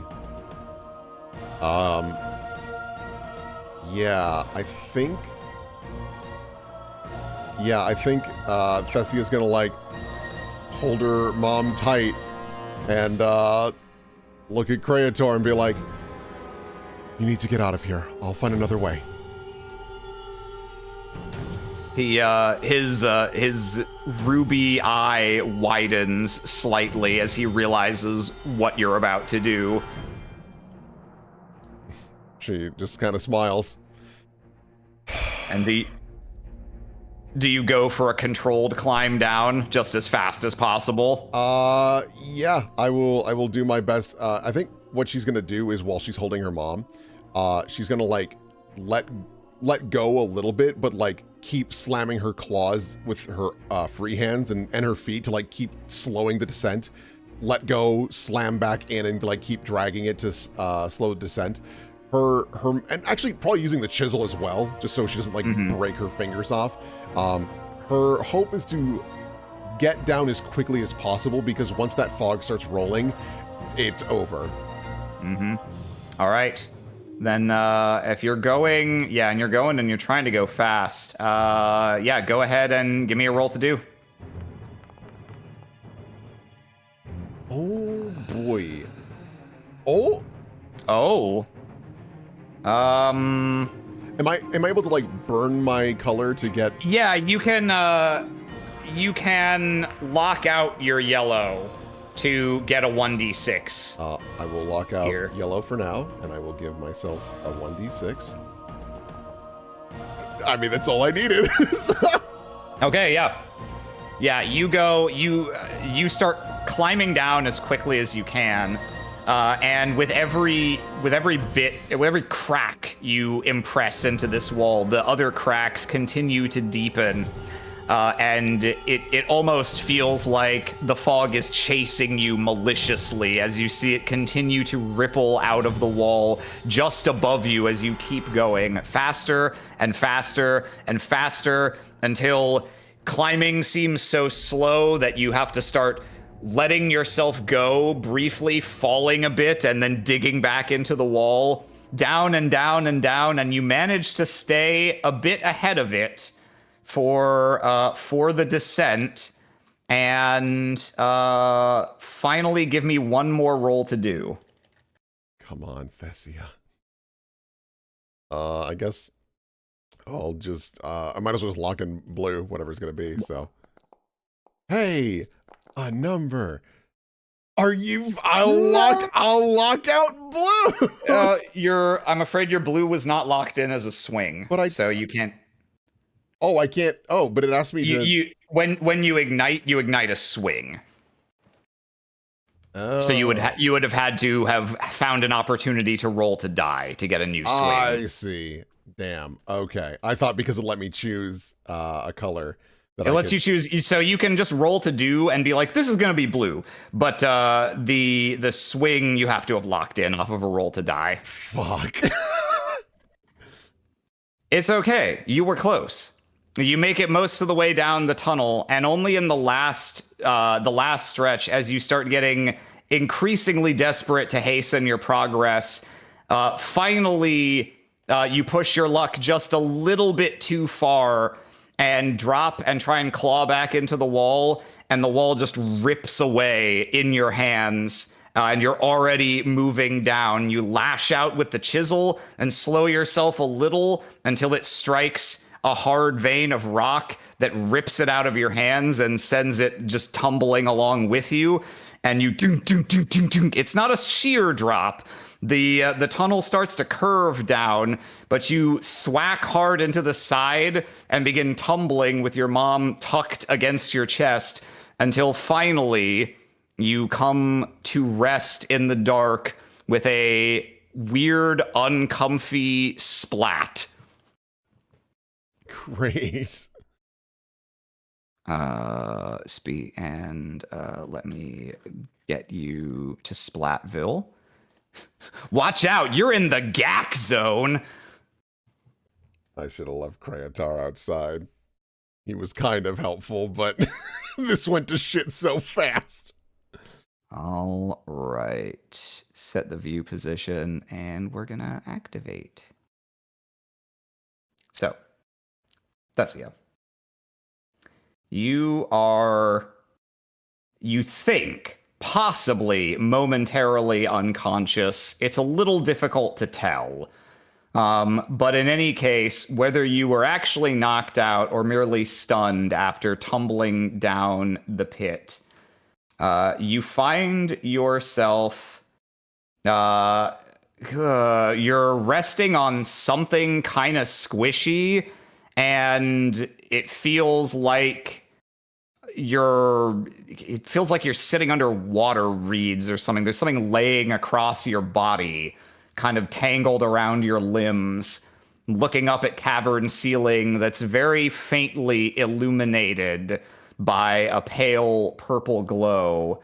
And I'm sorry, I was trying to buy time while I looked for music and I failed. So now I just have to be like, hang on while I get the music. Where were you? Yeah, here we go.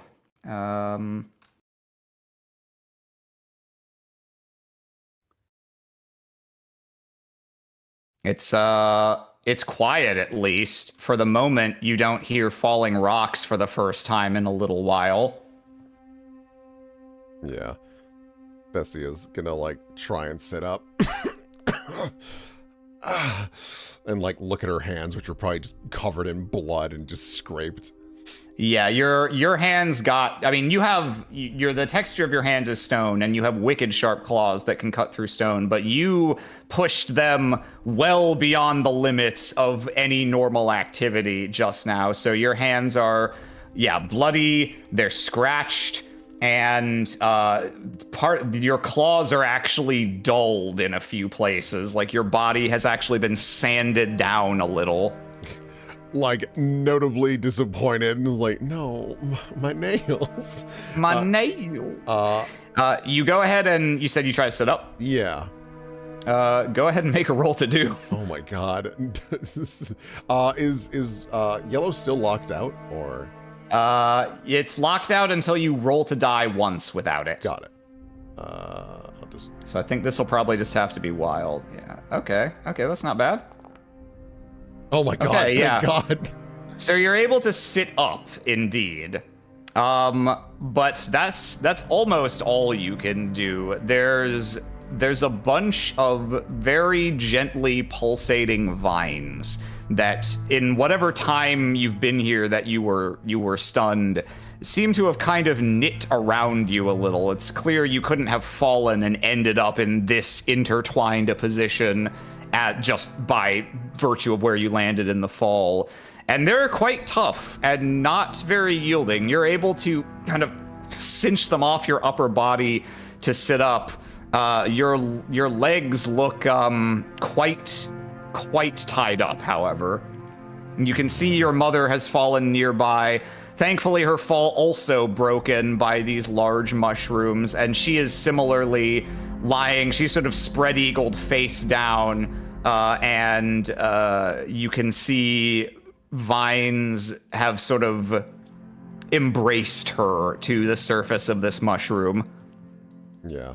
Thessia's gonna start doing her best to, like, tug on the vine to see if she can find any weak point in them at all, or pull it long enough that, like, it'll snap from the base or something of the sort. Sure. I think for that, yeah, go ahead and make me a roll to do. I guess I'll keep doing wild. Okay. Yeah, you're slowly able to get working on the vines and snipping them with what fingers you have that are still sharp. And as you do, you kind of, you can feel some of them continuing to kind of very subtly snake around and try and like tie themselves over parts of your body that you had previously freed. So it's a bit slow going work, but you are beginning to make progress. However, with the time passing, you're beginning to become slightly concerned for your mother being pressed face down into this other mushroom. No, come on! And you also, you suddenly realize, you get the distinct impression that actually you're not alone in here. You feel something approaching from the dark further to the east. You mean west? Yeah, I sure do. And I'm going to reveal something here.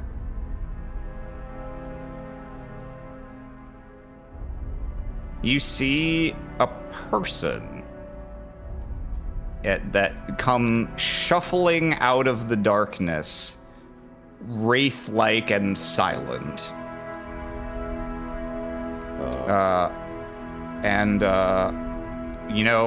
I'll step away from the microphone proverbially for a second here.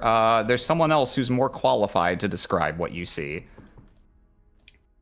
Well, you did a pretty good job. Wraith-like and silent is usually the best way to describe this person. They look like... You want to say that it's your eyes playing tricks on you in the dark, but this slight illumination that's here kind of just makes it even more hard to get a grip on. This person looks borderline translucent. They're long, they're covered in various veils. Something about it, you can't really see like the bottom of them. Like they blend into the stone that's there. And the feeling that you get as you notice that you're being watched, it's like when you see an animal's eyes glinting in the light at night, but they just kind of stare at you and meander closer. You can't hear any feet moving, but they're moving closer. Thessia, not wanting to be too judgmental in this moment. Excuse me, can you please help my mother first? Head cranes around to various directions, trying to understand who, where, what are you talking about? What might that be? What direction? Thessia, with as best as she can, like points with her body as much as she can to the south. She's face down. I don't know if she can breathe. Slowly making their way through here. The closer they get to these mushrooms, it's like they're see-through. They bob and weave between them. They're being very delicate, careful to not step on anything. Yeah, Thessia clocks that and is like, okay, interesting. Maybe they're important to them in some capacity. I'll try to be respectful. How high up is this mushroom? This mushroom, it's not as tall as Thessia's. Thessia's is a good, 8 feet up off the ground. This one's more like 3 or 4 feet, so you can reach over the top of it. This person leans up and over towards the this body of a woman. They're not aware if she's alive or what or anything going on, but they very, very quietly whisper as they lean in to judge what's going on with these vines here. Little darlings, now is not the time to eat. This would be poison for you. And just places a hand on the vines that are assumingly wrapping around Arete's upper back. All right. Are you gonna do the thing, TM, or are you just giving them? I'm gonna do the thing, TM. Why not? All right. Yeah, you place a hand down on the vines after you chide them as a parent would a child, and where you place your hand, the sort of dark bluish purplish color of the vines instantly begins to recede, leaving a sickly ashen gray, and the vine instantly quivers and trembles, and it doesn't move quickly like an animal might, but quickly by the standards of a plant. It sort of begins to slide apart, and you see that vine that you just touched uncoil from around Arity's neck, and her head lifts very slightly up off the surface of the mushroom. They'll continue at this work, humming quietly, not bothering to look up at Thessia. And it's almost like they're not even looking at Arete. They're looking at the vines, the mushrooms. You can't see where their eyes are, of course, because of the veil and the perspective, but Yeah. there's something happening below you, and you're hoping it's good. Something is immediately happening, and in the course of this person's quiet work, Thessia, you're able to finally cut through the rest of the massive vines enough to yank your own legs free and stand on top of this mushroom. Yeah, you know what? I'm gonna force myself to do a roll to die, actually. Okay, yeah, let's see where your headspace is at and tell me about it. Yeah. I guess I have to go in a logical perspective, but this was also for her to like maintain balance. Like, I've lost a lot of blood. I've probably got a concussion at this point, and also this surface is likely not super structurally sound. So yeah, honestly. So there's like a lot of things going against her. So I was seeing if like she's able to maintain her balance well enough. And I think she like kind of fumbles a little bit and not like fully catapults off, but kind of bumps into the wall and slides down.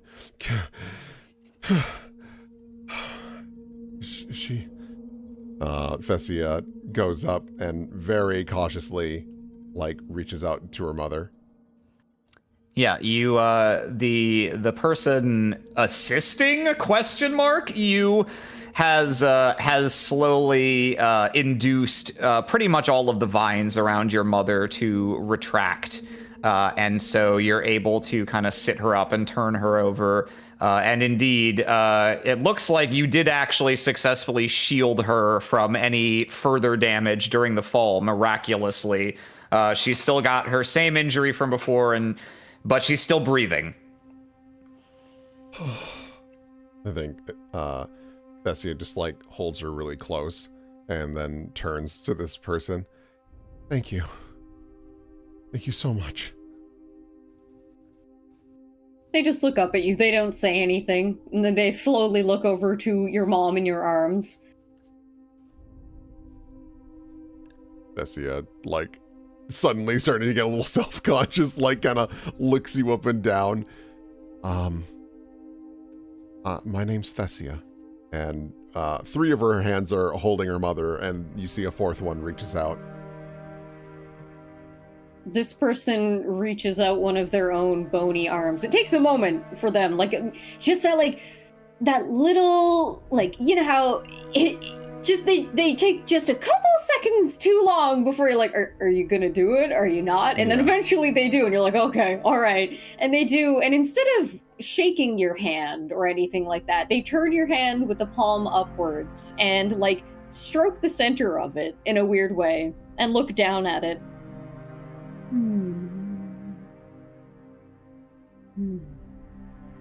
And they look up at you and nod. They don't say anything.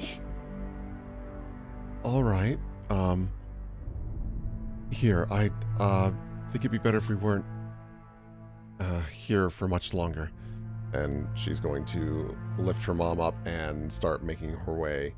Because I don't know if I have access to. Yeah, I can't control mom. Oh, yeah. Start making her way out. You know what? You have her. Yeah. She'll just be. I'll be anticipating each of your movements, trying to. Do not throw your mother. Yeah, I don't think Thessia goes too much further. I think she stops there and very gently sets her mom down, and looks up at this person who still hasn't introduced themselves. What are you doing down here? This is... Thessia, like, looks up. This is so far down.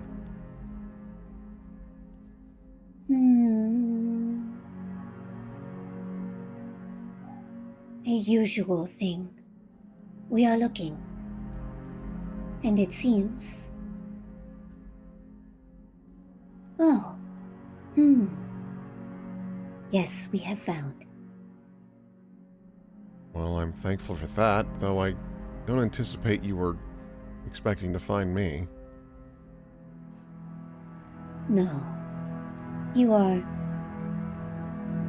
alive, yes? I should hope so. And she is... She's breathing, but she definitely needs help.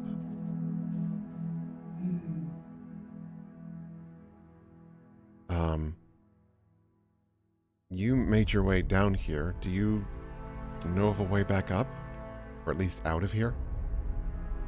Always. We will go. You will follow. Sure. She gently picks up Arate again. I guess lead the way. This person looks up and past you towards the glowy mushrooms and, like, they raise their hand and do a tiny little wave goodbye. I think Thessia sees that and is like, yeah, all right. And she also uses one of her hands to wave goodbye to the mushrooms. Goodbye, Donald. Goodbye, Cecil. Goodbye, Winry. Good night, Moon. Our dear friends. Whether you or whoever you are, you doing? Whoa! You person, you Whoa! do know the way back to the surface. Interestingly, you've been here for some time because your inclinations led you to this particular area next to your friends Cecil, Donald, and whatever I said. And Winry, hello, yeah, don't forget. yes, sorry, Winry, Full Metal Alchemist. And you found, as you were simply waiting down here in anticipation of, well, something was going to happen, obviously, the various tremors did not go unnoticed by you. In fact, they collapsed the passage that you had taken to get in here. However, you have never been any less than entirely confident that something was going to happen that would open the way for you again. And so you've just been waiting for a little bit. They kind of stop at this little, like, junction between the two cavernous areas and point over towards the now caved-in part. This was open. It will open again. This we are sure of. Well, with your assistance, I think we could do it, yeah. Looks down, looks up. How? Well, I mean, looking at them, realizing they're no Kreatar, that's for sure. And she kind of noodles on that a bit. I have the rune Thale, so I should be able to move some of these rocks pretty efficiently. Huh. Hmm. Hmm. Something on your mind? An auspicious ability. I suppose. Is this the correct word? I mean, I don't see why not. I think it's one of many. I think it's also fantastic, incredible, and lucky that I have it. Fuck, I tried shit posting on the I side, see. and I see. I had her selected, so it came out Your as a mom speech talking in bubble. her sleep. An hostility. Oh no. She's trying to shitpost. We have to hurry. She's running out of time. She's running out of air.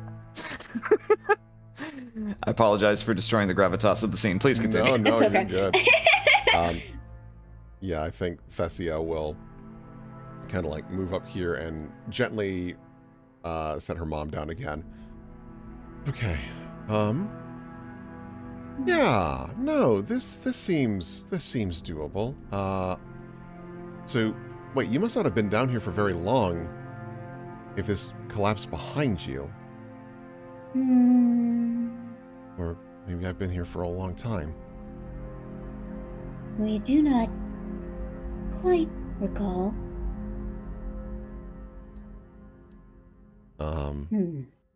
Did you kind of like lose track of time or something? They look down and look around and just kind of look around at the cavern. What?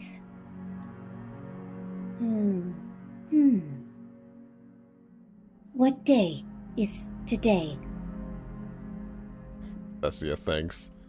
Been kind of a blur. Do we have weekdays, or do they happen to be Wednesday, Thursday, Friday? I'll tell you right now, I kind of share Jello's opinion on not making up fancy fantasy names for days. You could, it's today's date. Yeah. Today's date. Wow, real fucking helpful. Is that Fucking auspicious? thanks, God. Well, we will think back. What day was it when we left? Ah, not too long. We believe. We will not be... No, we will be missed. But not for too long. It is all right. This is not a thing to worry about. Points over at your mother. That is something to worry about. Yeah, fair enough. Yeah, I think Thessia's kind of like eyeballing you. Not in like a, can I trust this person, but more of a, like a, they're odd. And would Thessia be able to piece together that this is a twiceborn? Oh. Well, I think it's likely that it's inconceivable that you wouldn't know about them. It's possible you wouldn't have met one in person, but why don't you give me a roll to do, and we'll see what your level of knowledge is. No, I'm too focused on mom. This person's just weird. Yeah, you also can't make out the patterns on their skin very clearly with how little light there is. Yeah. So probably you haven't fully clocked that, but needless to say, they're clearly not a normal person based on based on my scientific reading of the available evidence. Thessia just nods. Right. So you might be appearing missing for someone. Would you sneak out or something? No. When the time comes, Gaia gives us words. We heed the call. We They begin fidgeting with their hands. We go to find what has been lost. This is... Hmm.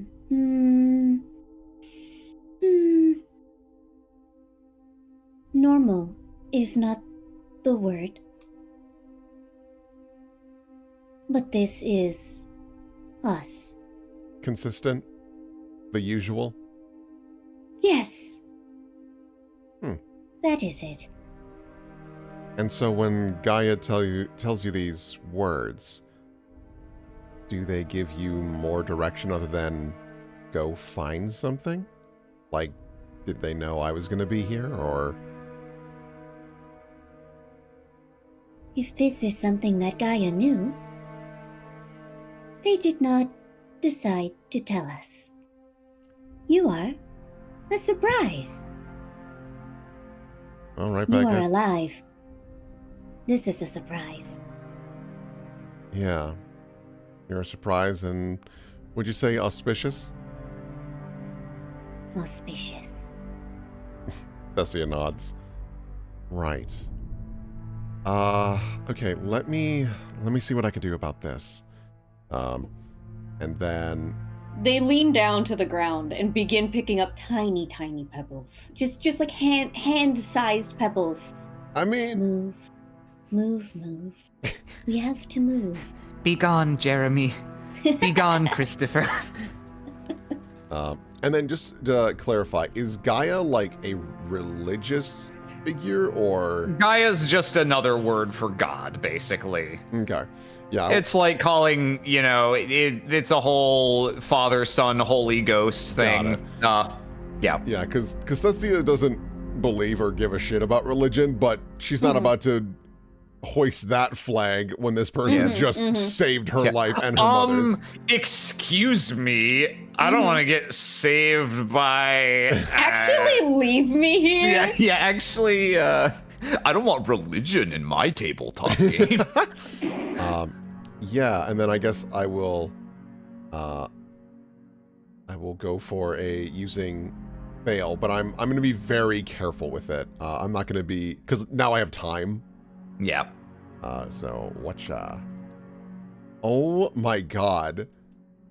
It seems you are struggling greatly. Yeah, I noticed. Thank you. Not so auspicious now, are you, bitch? We have been told that it is best to start small. I think I'm gonna drop my swing. I think it's at this point like Thessia is finally feeling like the full weight of everything that's happened to her recently.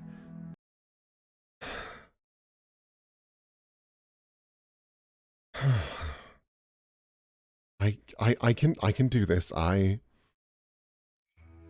am Thessia Betalis. I don't fail. There are high expectations and I must meet them time and time again. You also must live. Right. Well, two things can be true at the same time. I just need to try again. Let's see here. Yeah, your initial attempt, you inscribed the rune, and you kind of deleted the rock that you inscribed it on out of existence, and lost the rune along with it, and used up a whole bunch of effort to accomplish virtually nothing. I think maybe Thessia will just try to move some rocks normally without the rune. And I think this is kind of hitting her too, where it's like, cool, I've got this great rune and I'm supposed to be great at it, and I just didn't succeed at all in what I was trying. Yeah, what should I roll for moving rocks? Let's see. Well, let me think if there's going to be a practical consequence for that one.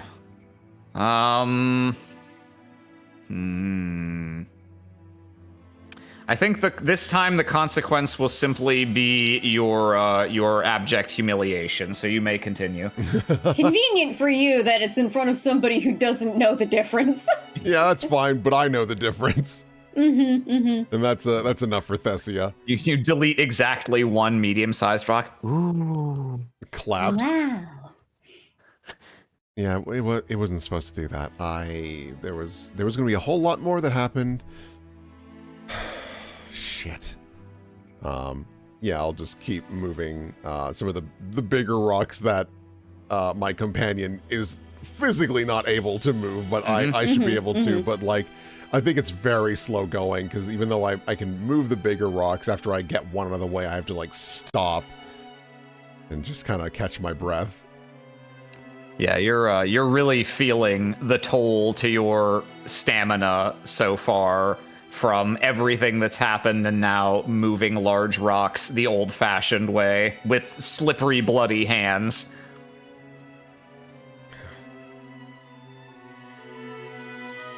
Okay. You wouldn't have happened to have found anything else that could help us, maybe? There is.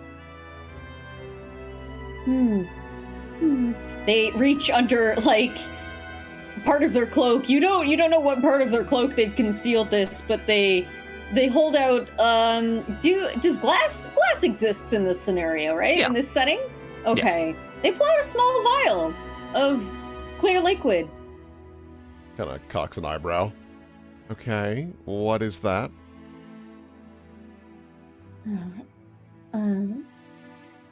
Water.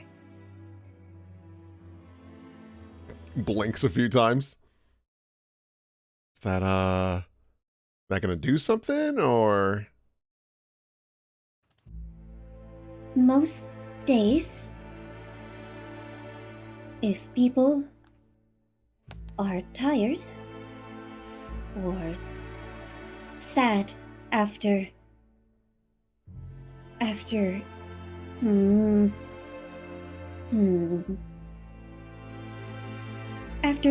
the day, It kind of looks like the words are running away from them now, whatever they're trying to do. if they take this, they feel better Thessia to drink.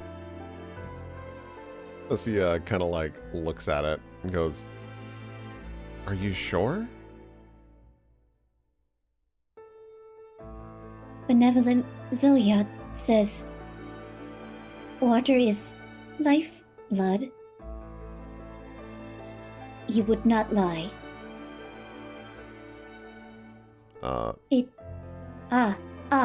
Peregrine would say, it cannot make it worse. Thessia kind of chuckles. I think your Peregrine friend might be onto something. Thank you. I won't drink all of it. That feels rude. But this will help. It cannot make it worse. Drinks it. This is pure rubbing alcohol. Dies instantly.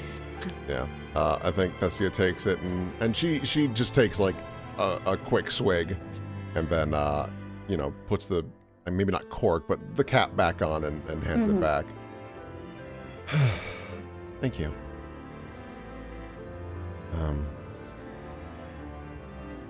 Yeah, you've kind of caught me at a, pardon the pun, you've caught me at a pretty low point. Right over their head.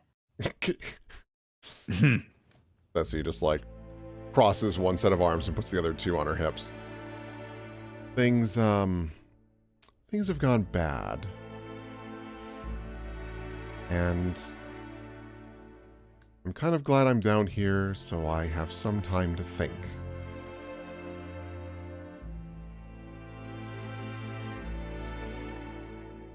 Do you have time? Looks at the cave-in, looks at her mom, looks at them. No, I guess I don't.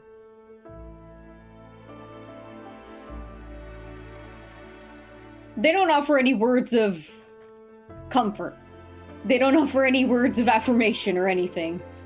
They just continue lifting up tiny stones. Bessia nods and understands that, yeah, no, we don't have time. And we'll go back to moving more and more rocks. All right, give me another roll to do. All right. See if you can redeem yourself. Roll to do. I will just do. Can I get a +1 for refreshing water?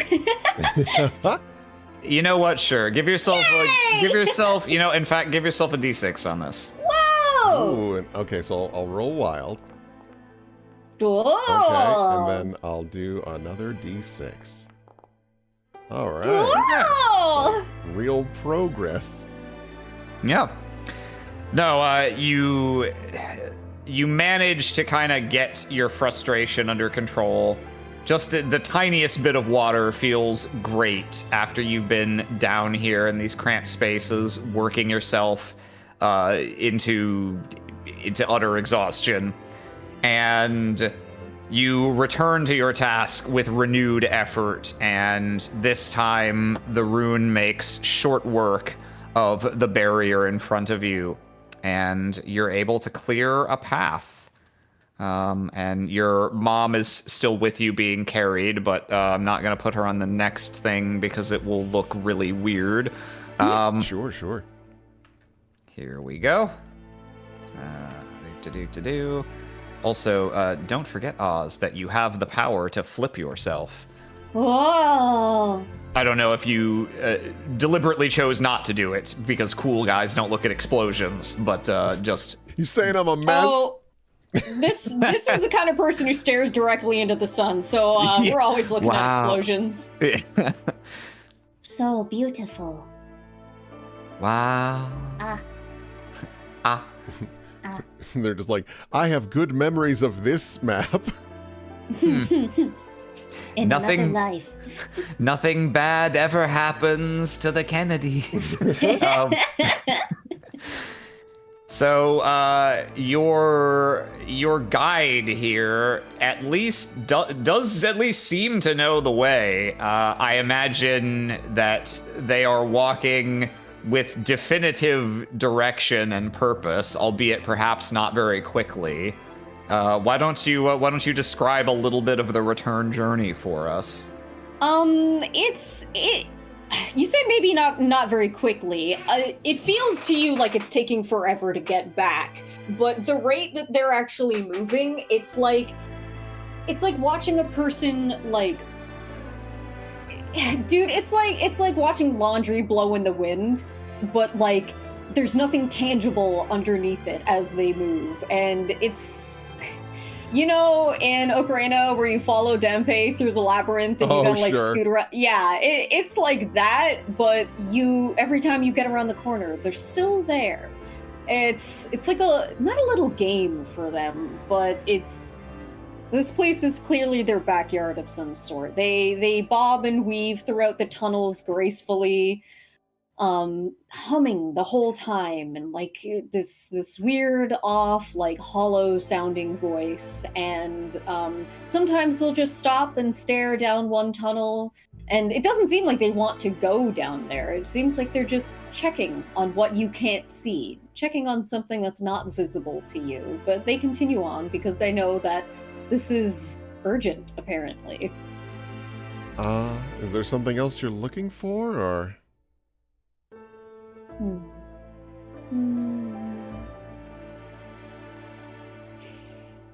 No. Sometimes things are looking for us. Looks over her shoulder. I hope not. It is not always bad. Most times, it is good. We think. But we do not have time. Your optimism is remarkable. But appreciated. They don't look at you. It seems like they don't know what that means. Okay. She just like keeps going.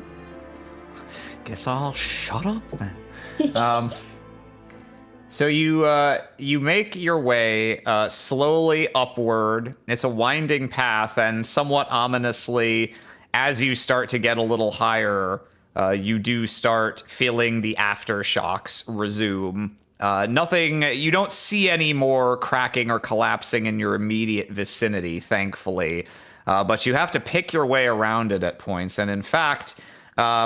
As you other person know that know from your sense of direction that you're actually getting reasonably close to where you're trying to get.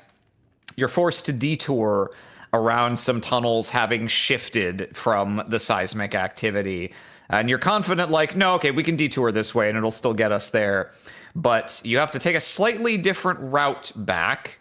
And it leads you here.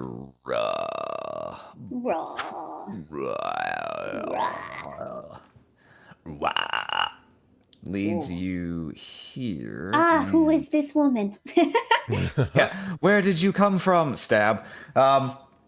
And we'll go with yeah.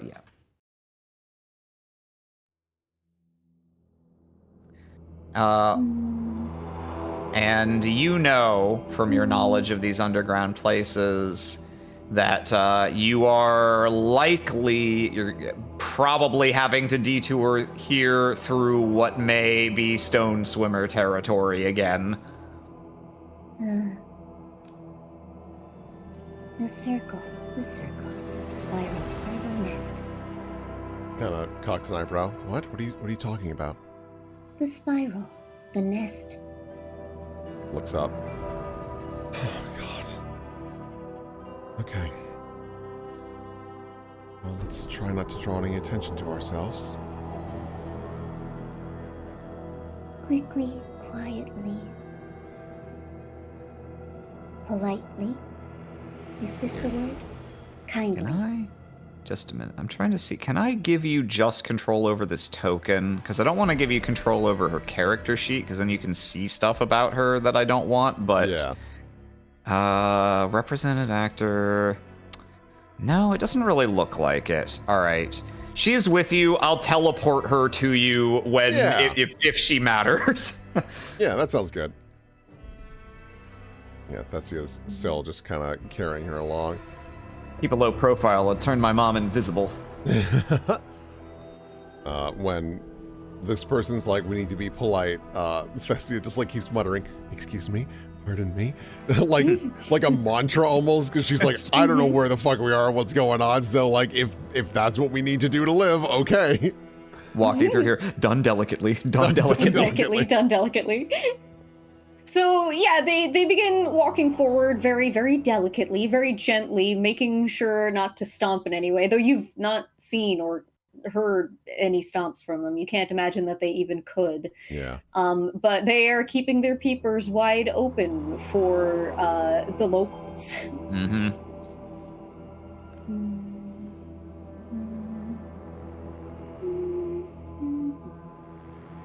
Thessia is also eyeballing the area to make sure that nothing sneaks up on us. Have you gone this way before? Yes. Okay, well that actually gives me a little bit of confidence. Yes, although there weren't quite so many random piles of collapsed stone when you were here most recently.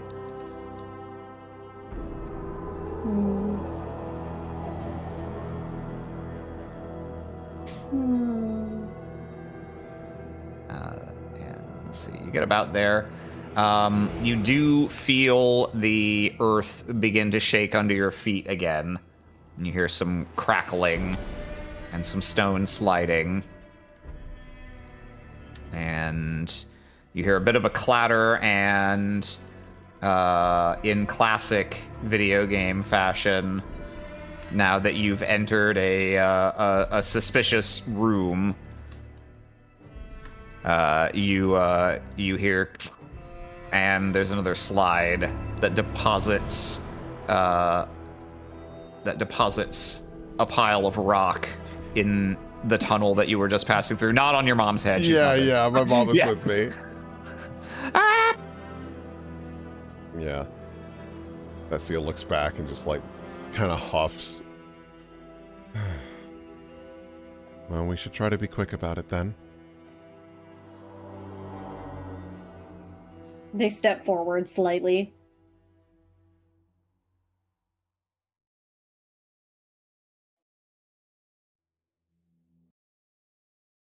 Still just like kind of eyeballing. Yeah. It's after that most recent tremor, you can hear the sort of slight after effects, dust settling, pebbles scattering across rock here and there, and you can feel a little current of air that got displaced when the rocks fell down, but it's otherwise almost eerily silent. And you realize maybe for the first time that your companion doesn't really even make footfalls as they move. They are scared.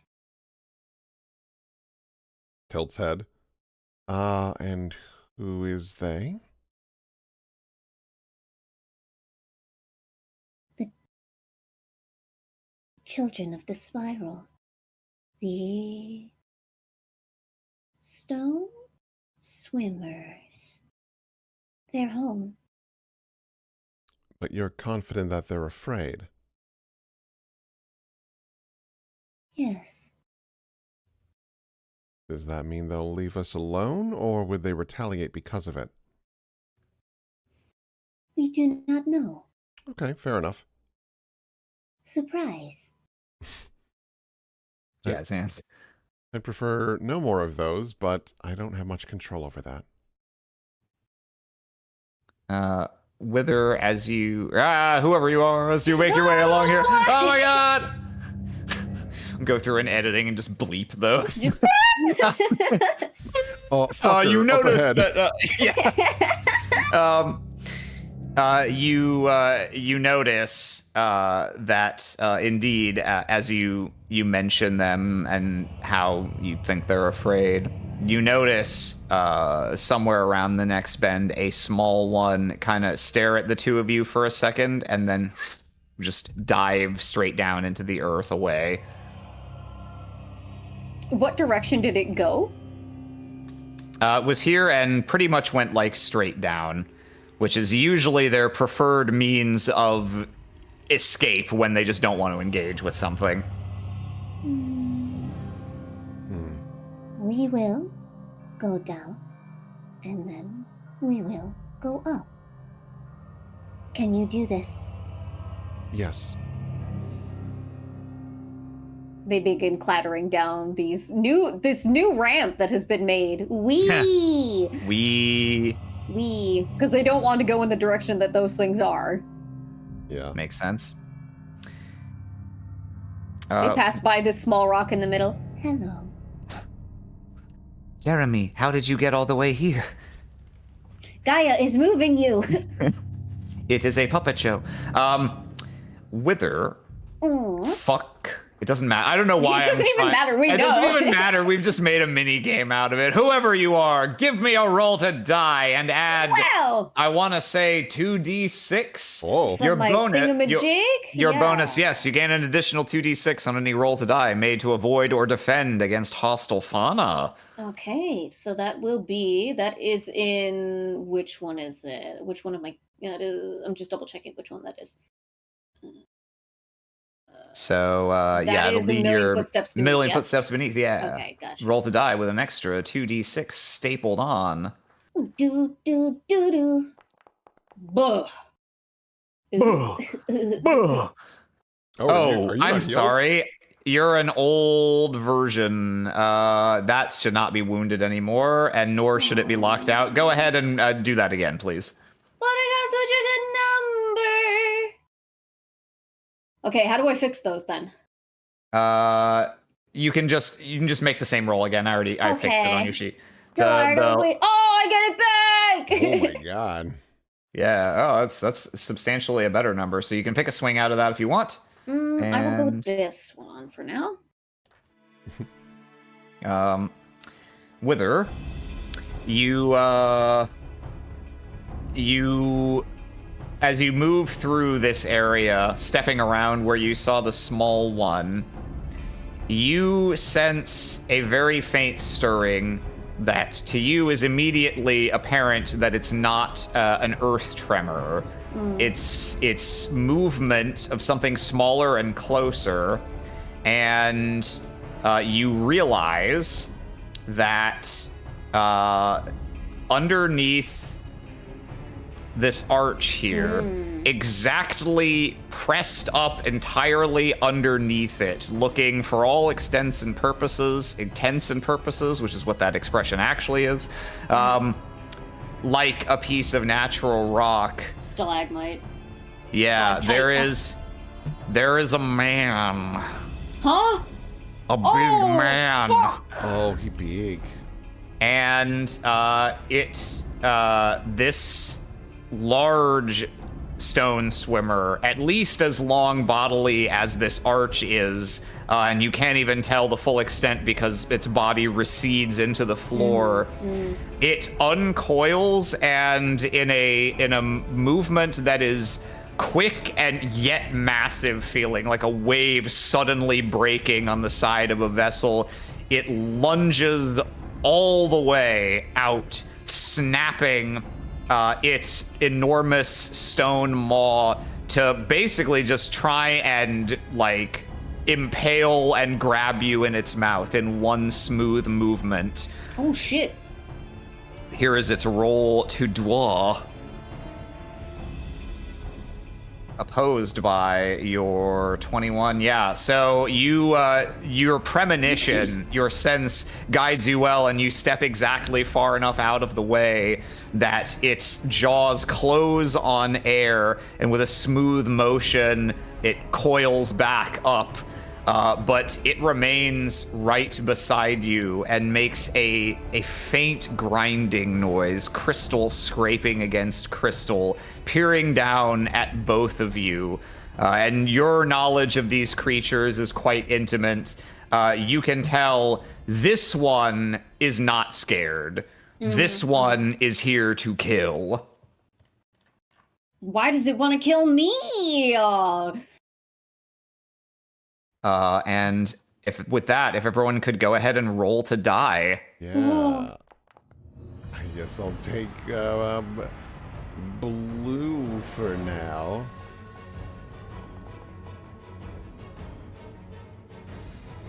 Let's see. It's gonna take that red. All right. It's a tie between this guy and Wither. And so you see it alights, all the crystals on its body shifting in hue. And you tied. I'm just going to give it to you. I'm not going to bother with a tiebreaker. So, Wither, you can decide who goes first. Between me and Thessia? Anyone you want. I would like Thessia to go first so she can run and get her mom out of here. Okay. Yeah. Yes, that is relevant. I'll go ahead and repopulate the wild there. There's your mom. Yeah. Still in your hands. Restoring the trout population. Yeah, so... Oh, and I'll go ahead and turn the grid on while we're at it. Yeah. Ooh. If that's the case, I'll plot myself right there. Thank you. Yeah. Fessia is going to... Let's see here. 1, 2, 3, 4, 5, 6. I don't know how viable this movement will be just because it's like a ledge. But I'm hoping with like the climbing capabilities, I can just... Yeah, so you don't need to do anything special. You can just directly use your movement moving vertically, and it's about 10 feet, so you can basically get exactly to the top of this ledge with your movement. And then if I can move Mother to this space, just so that I'm blocking it a little bit. And Here, I'll get her so she's not at a weird angle and she occupies the square. Yeah, and Fessia makes sure to like turn back and look like she's getting ready to fight, so whoever this is doesn't think I'm just bailing on you. Yeah. I mean, All you right, thanks, could. you. They wouldn't care. Fessia would. All right, and who do you want to move next? I'll tell you right now, there are 2 opponent turns here. that both have to get resolved during the act. So you'll have to popcorn to both of them by the end of the round. One is the head and one is the tail. Oh. Okay. What does that mean? You'll find out. I would. This is up to Will now. I see. Yeah. I think we let the head go just to try and get that out of the way, and then Wither will have whoever this is can retaliate in some fashion. All right. Sounds good. Okay. The head will act next then. It's going to immediately follow up, having missed once. It's going to whip its head around in an arc and try and basically get you on the backswing. And the head moves through the air, undulating in a single motion, swoops around and tries to come at you from behind. This is going to be a roll to do, and because you are dyed purple and it is dyed red, this will be a clash. Mm-hmm. Okay, so I roll to do? Yes. Correct. Leave me alone! All right, you win the clash. So first of all, you evade the attack, and you have a number of options here. You can deal damage equal to your swing to this thing. You can force it to drop its swing. Those are the two most obvious ones. There's some other stuff you can do. If you want a minor effect like repositioning yourself or it, you can do that as well. And you can also, when you win a clash, if you want to, you have the option to ignite your swing, locking it out to get multiple of those effects. I will ignite my swing, locking it out, so that this is one less color for it to clash against, because that will help me out. So how do I do that? So on your character sheet, go to your attributes tab, and by your purple, just hit that lock out button. Okay. Okay. So what things do you want to do to punish it? I would like to take that 6 swing and deal that damage to it Okay. that I had. And then I would also like what is the other option I had? You can force it to drop its own swing. You can reposition it. You can do anything that's along that lines in terms of power. I would like to reposition it back towards the arch, if I can. Obviously, I don't need to get completely close to it, but just in that direction. Yep, so it lunges around for you, and you once again kind of just like cool guy not looking step just far enough out of the way, and that unbalances it slightly. You see the head which extends all the way down into the stone kind of lashes, and you see its body lurch to the side, so it ends up more about here. Okay. Is that all I can do with my turn? That was its turn. You won the clash against its attack. So now it decides who goes next. It'll pass it to you, Wither. Okay. I will take out something trusty, something dusty, something that I always bring with me here when I go into the depths, which is my often... Tommy gun. Yes. No, I'll bring out my rope. I'll bring out my fucking rope, and I will take this rope and I will tie it around here, around this rock stalagmite in front of me. And then I will run up in this direction and try and find another place for me to bear it against it, kind of like making a tripwire almost. So I can do what is it, 10 of movement? What is my character thing? I got 10, isn't it? You can move 30 feet, so 30, six squares, yeah. Okay, so I am gonna go. And interaction is free, so. Whoa! How do I just move? How do I just get a ruler? That's a cone template, that's a circle, that's a ray. There's a measurement tool, which I haven't used yet much, TBH. I don't know how to do that. I know there is a way. It's most easily it. done with keyboard shortcuts. Yeah. Okay, there you go. Yeah, okay. So I am gonna go up here. Oh my. Now keep in mind, you do not have such an easy time trivially ascending surfaces as Thessia. I will at least get up to here, and then try and tie the other end of the rope onto this one here. That's my plan. That's what I'm going for. Whether or not I can actually do it is a different story. I'll say that's just within the extent of your movement to climb up and get here. And so you're trying to create the tripwire to go something like this, or this. Draw? How do I? Oh, there. Question mark? No, actually, I'm getting it to go from this rock up here down to here. Oh, okay. I think getting all the way to this edge here is probably a little bit more than you can do with the climb. Okay, I'll just go to here then. Okay. So let me, oh boy, now it's time for me to figure out if I can successfully adjust my drawing. I don't know how to get rid of this thing I made here, so I'm whoa, sorry. whoa. If you go back to the measurement tools, you should be able to just click on Here. it. All right, now I know where it is. We know where it is. Cool. It's Okay, between that got rock it. and this up here. Yeah. Okay. So you're creating a tripwire to try and defend yourself from it if it comes rushing at you? Yeah, if it comes up at us from the ground. Like, obviously can go under, but I'm hoping that it's going to try and jump up at us. Gotcha. Okay. Well, the only thing yet to act is the tail. So it's going to be tail turn now. And let me grab my good old template here. Here we go. Right here. So, it scales gleaming red. It lets out not really a cry. It sounds more like... Did I make it drop a swing? Didn't I? No, you moved it and dealt damage to it. Gotcha. It lets out what you could call a cry, but it really just sounds like sheets of glass kind of scraping against each other. Oh. And its tail suddenly emerges from the stone elsewhere and whirls around in a wild arc around it. Ooh. But you're out of range, so that attack does not affect you. Good. And I think, let's see. Oh, it's a new round, so it's going to choose who goes first since it had the last turn there, but it's a new act, so we do all roll to die again. Mm. Ooh. Let's You know see. what? I will take that yellow. And it's going to take its own yellow. A million footsteps beneath is only when I'm going against things, yes? Yeah, it's to avoid harm, so it's on Gotcha. rolls to die only. Gotcha. Ooh, oh no. Well, at least your purple's not locked out after that. Do I gotta pick one? No, you don't have to take a swing if you don't want to have a 1. Yeah, no, I'm not gonna do that. Okay.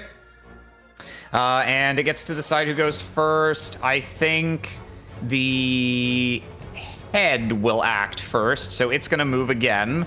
And it's going to... let's see. You're over there. Yeah. It just got the worst of an exchange against Wither, so it's going to try its luck with Thessia. So it's going to barrel forward, and But you've got wait. your... Yes. My but rope! Wait. Indeed. So I think the way I'm going to resolve your rope here is... I'm going to let you take a roll to die here against the roll to do that it's going to use to attack Thessia. And if you beat it on the roll to die, then it doesn't even get to attack Thessia. It And will would I stop be able short. to use my gift for that? Yes. So you can take your 2d6 on this. Wahee! Yeah, it's happening. Oh, Goodbye. Fuck. Okay. You lock in the black off of that. All right. So it surges forward, and its body slaps against the rope and bounces back for a moment, but it kind of whips around, swings under through the ground, and pops up on the other side. Damn, he knows parkour! And it's going to snap at you there, Thessia. This is going to be a clash, and that's its roll to do, so best of luck to you. yeah. Let's see here. And then, how do I add modifiers to a roll? You can add them ahead of time by making a custom roll. If you do new custom roll, you can choose the type and whatever additional dice you want. And if you're just doing something that's like a one-off, you can also just roll and then be like, and here's a 2d6 or Okay, whatever. that's the case. Here's just add a +2 to both things. So it's 17 because I'm using my chisel. Yeah. To smack. So okay. You can try burning your... you can try igniting here. If you rolled a 6, that would get you to a tie. Otherwise, you will be losing this clash. Huh. I feel like I gotta go for it. Okay. Otherwise, I'm gonna be fucked. So I will lock out the yellow, and then I will roll a d6, and we're just gonna hope. No. That is not going to get it done, I'm afraid. All right. So, Yikes. I think let's see. Well, you locked out your swing, so there's no reason for it to do that. Yeah, I'm afraid the thing that makes the most sense here is it's just going to deal double damage. Yeah. It's going to hit you for that 12, which I believe will be a second wound. Sure will be. So I'll be at 18 for the next bar. And then you don't have to. You can just go to 0 and then recovery roll. You don't have to go into negatives or anything. So you put yourself at 0 and then make that recovery roll. I guess I will take the blue 6. Okay, and then go ahead and wound your yellow. Oh, so I only have 6 hit points now. Mm-hmm. Oh, wow. Alrighty. That is its turn. That's the tail turn. Or sorry, no, that's the head turn. And it's gonna pass it to we'll pass it to Wither. Oh, okay. Oh, I don't want to do this. I don't want to do this. I'm gonna throw a rock at it. Yeah, let's do that. Let's throw a rock at it. All right. Distract it, mostly. So this is a to-do. Okay. I would assume. Yes, correct. And it will roll to die. Stop it. No, stop it. Stop it. It's gonna keep its yellow, I think. Yeah, no, that's good enough. You beat it by 1. And then I will also run. Okay, yeah. So Where's you the- just.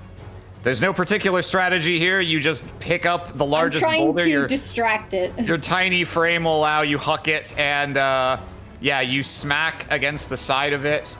I'll give you a choice here. You can have your 6 damage guaranteed, and it may retarget to you, or you can forgo the damage and have it guaranteed retarget to you, since you said you were trying to distract it. Oh, guarantee, yeah, for sure. Okay. And then I'm gonna run. Which direction is the exit? Is it literally right here? Well, from your knowledge of the place, the path leading out would be this up here. Yeah. Ah, I see. Okay. Yeah, I will I'll try and skirt it down here then. So I'll take my 5. Yeah, you can just about get up that cliffside if you go straight that way, or you can try looping around without climbing. 15, 20, 25. Yeah, I'll try and get to like here. Okay, yeah, that's about right. Okay, and then I will just run.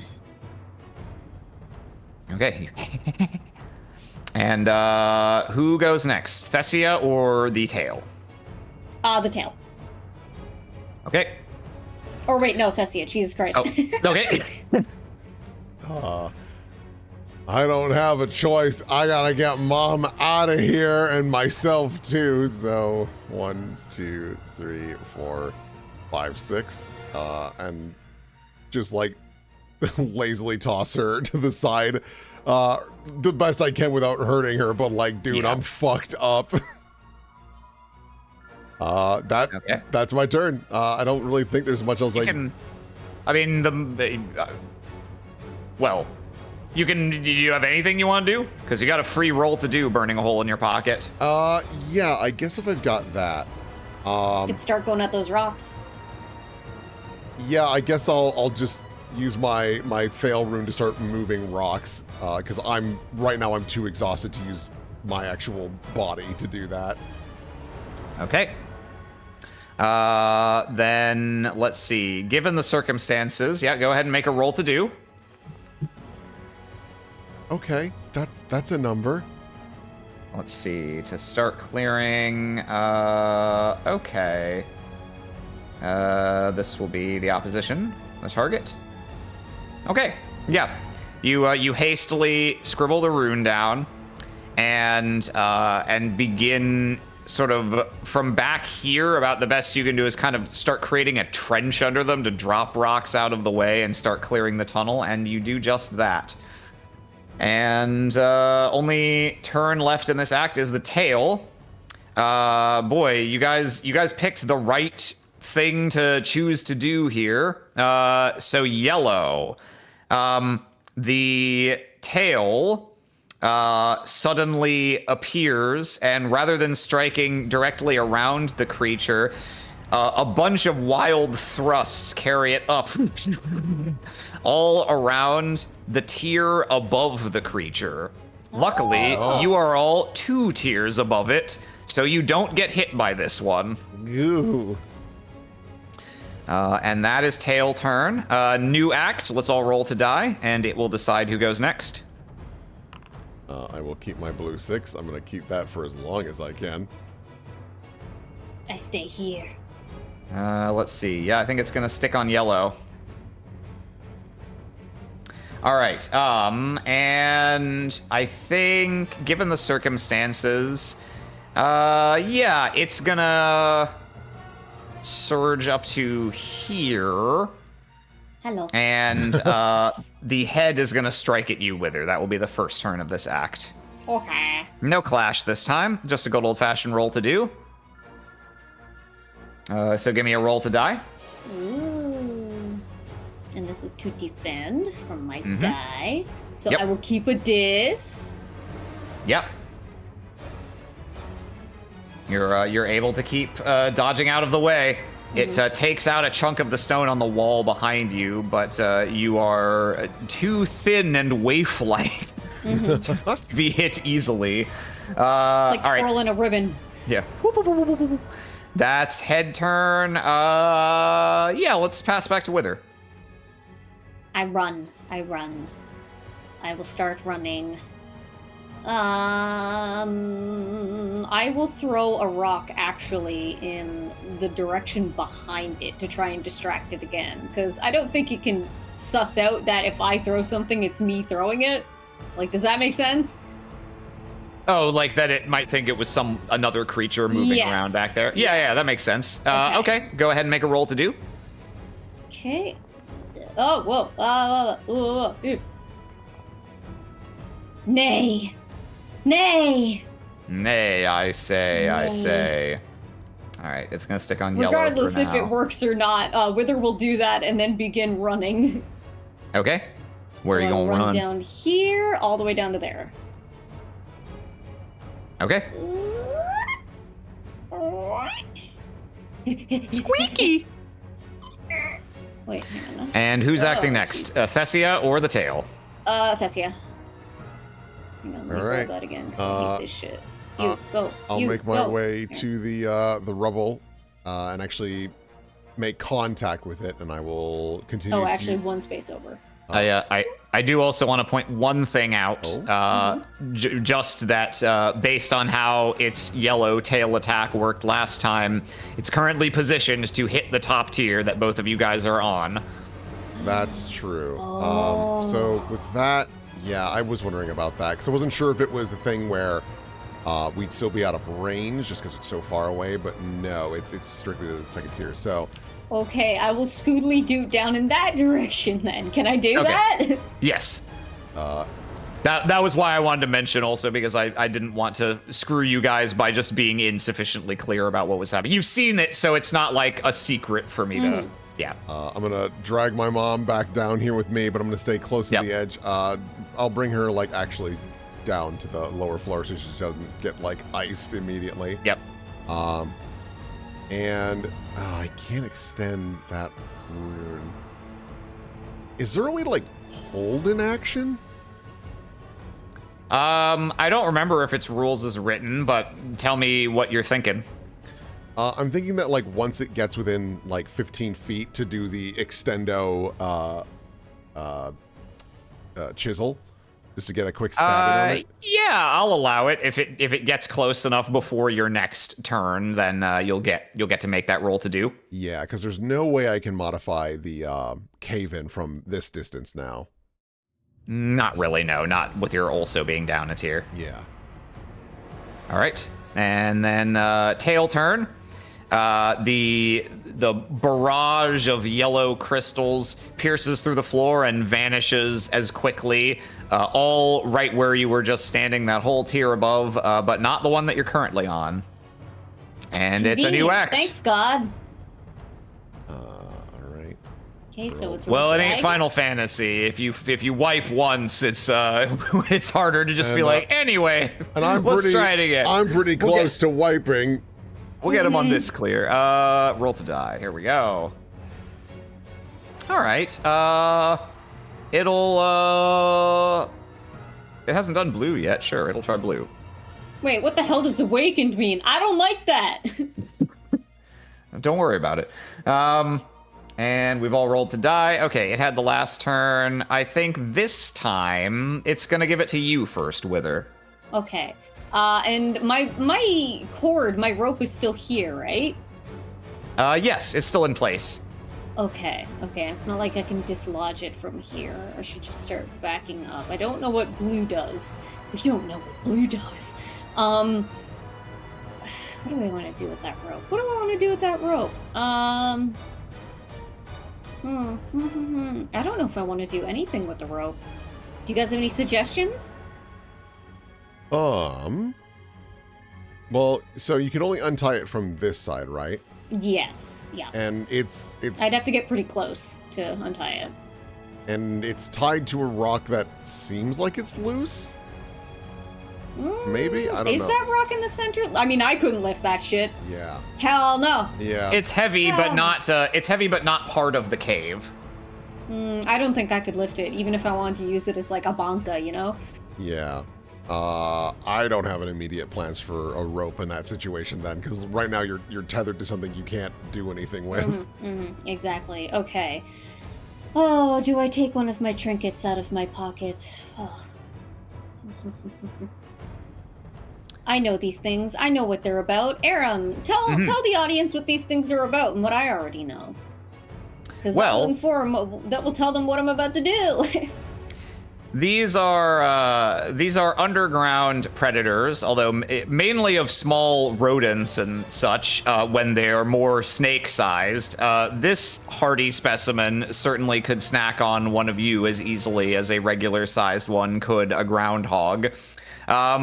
They, unlike snakes of our world, they're not really lone hunters. They tend to form nests. They're very fiercely territorial.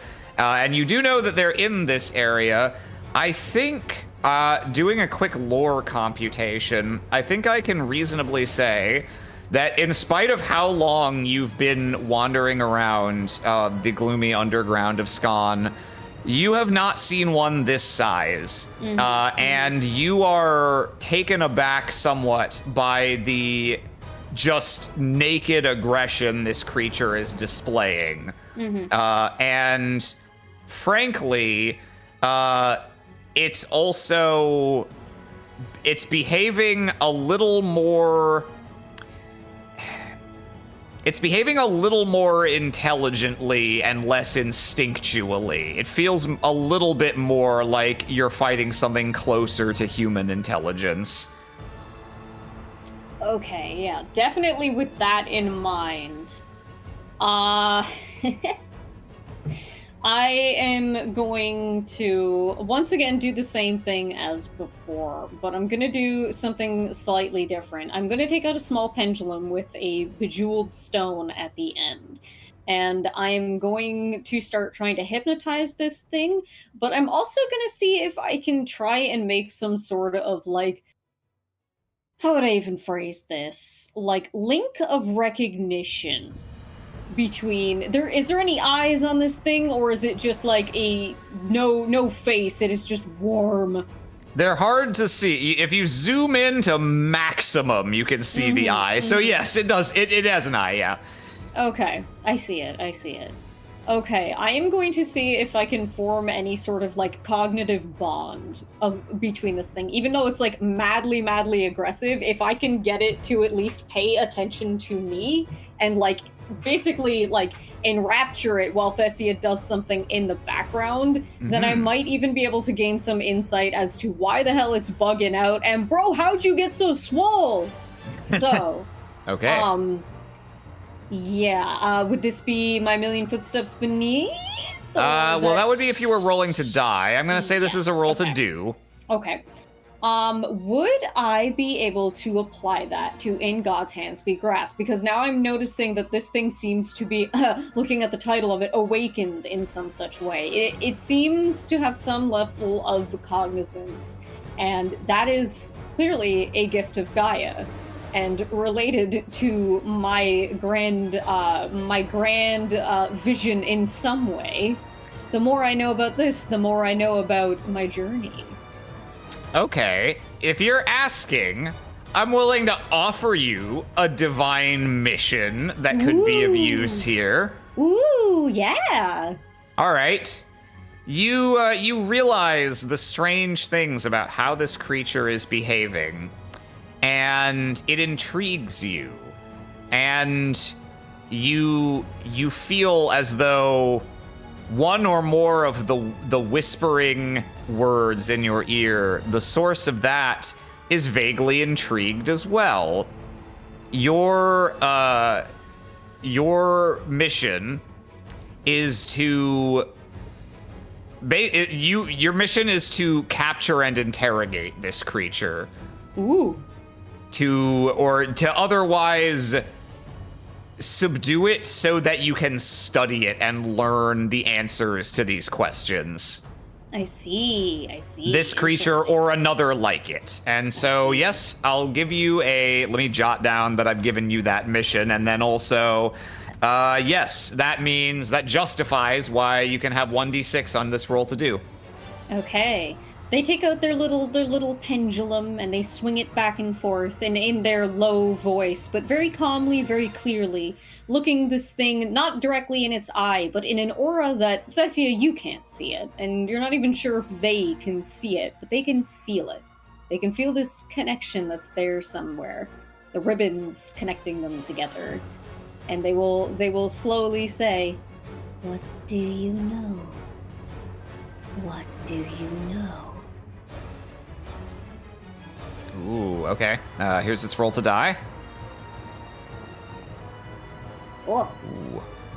It's gonna keep its blue swing, and yes, very easily you succeed on this roll by a big margin too. Yeah, you get out this pendulum and you begin speaking in this very even and rhythmic voice, and you do see the creature's head tilt back and forth repeatedly, seemingly following your movements, and its posture shifts a bit and becomes slightly less aggressive and slightly more curious. And I think the effect of that is gonna be, let's see, the head moved. It's just the tail and Thessia left on this turn. Yeah. It's gonna skip that tail turn for starters, and we'll see where this goes from here. You have distracted it successfully. So that means, Thessia, the last turn of the act is yours. Okay. I bring my mom up the hill again. this poor woman. She's gonna be like, why does my back hurt so much? Fail rune once again. I gotta get this path open. Pretty good. Pretty good. Let's see. Good enough? Question mark. Good enough? Question mark. Oh. Period. Good enough. Interrobang. Okay. Thessia, you get to work with this momentary stalemate. You can't see what your companion is doing, but the thrashing around of this creature seems to have quieted somewhat and buys you precious moments to continue working on trying to open up the tunnel. and Thessia, you're doing it.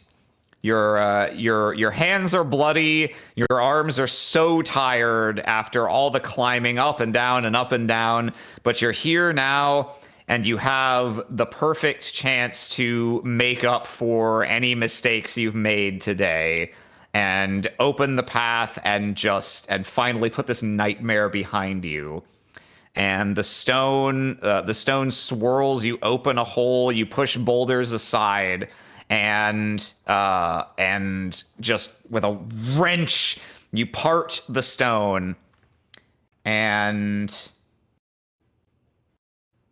your heart sinks. It's there. The stolen breath is rolling in. You've, in fact, gone, despite your best efforts, it's like it was here waiting for you. You turn away from the wall momentarily, and you can see this fissure in the ground here. You can see burbles of white in the darkness, and before long it even begins geysering up a little there, as if you were trapped in the compartment of a sinking ship. What do you do? I think the best Thessia can do is she is going to once again use the Fail rune. She is going to cause a small trench for she and her mom, and then put a sheet of stone over them. And just, it's the best she's got in this small amount of time. You duck into the tunnel, and you do your best. You're basically making, God, what is it called when you like light a small fire before a wildfire sweeps over something? Like a Controlled burn. Yeah, you're basically doing like that. You're digging yourself a small place to imprison yourself and hope that the fog passes. And you seal yourself up, basically drawing the earth shut over you like a curtain. You see the fog roll by as the last thing before it covers you like a shroud. And then there's nothing you can do but wait. And I'm going to real quick. Yeah. Oh, that's not gonna work, is it? That's okay. Yeah, we'll just do, why am I fucking around looking for a backdrop? It's fine, you do that. This happens. And you lose sight of the battle. You lose sight of your guide and the creature. You hear a little bit more thrashing at one point, but you can't tell even if it's the creature rampaging around or rock falling in this never-ending fucking nightmare you've been living down here. And you sit in the dark in your tiny compartment. Thessia, you can feel it getting hard to breathe. There's only so much air in here. Yeah. And there's two of you. And there's two of us. God. Thessia is gonna hold out as long as she can. She's, out of curiosity, has she seen like what like the wind rune looks like and things like that? So the Windy Boys, TM, Yeah. are not actually they're not a rune. They don't have a rune at college. It's a power that many think must be some kind of secret seventh rune, but they claim otherwise. So you've seen the sigil of them, but theoretically, to your knowledge, it's not a rune. But I imagine, in your desperation, you're wondering maybe, just maybe, somehow, in 1,000,000 to 1 chance, I can use this. Yeah. Because I can't. If I open this now, we're dead.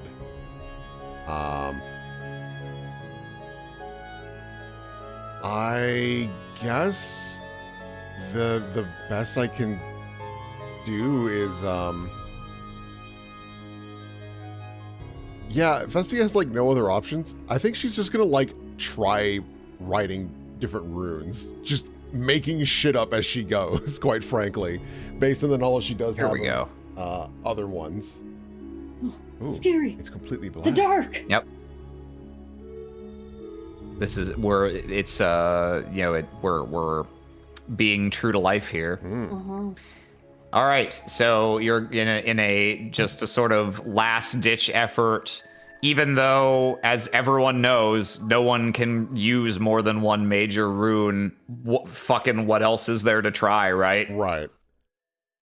Yep. What do you want to try? I guess I will try Nem, which is growth and life. Okay, and what are you trying to get to happen? Her best hope is to, one, heal her mom and all that, but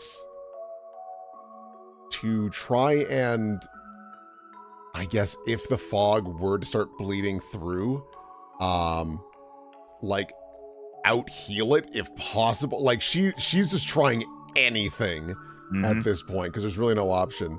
I mean, growth could also be used to make vegetation, but there's no way they would produce oxygen quick enough to. All right. Yeah, it's pitch black, but you scratch the rune of growth into the underside of your makeshift cover here, the stone. Go ahead and make a roll to do. Okay.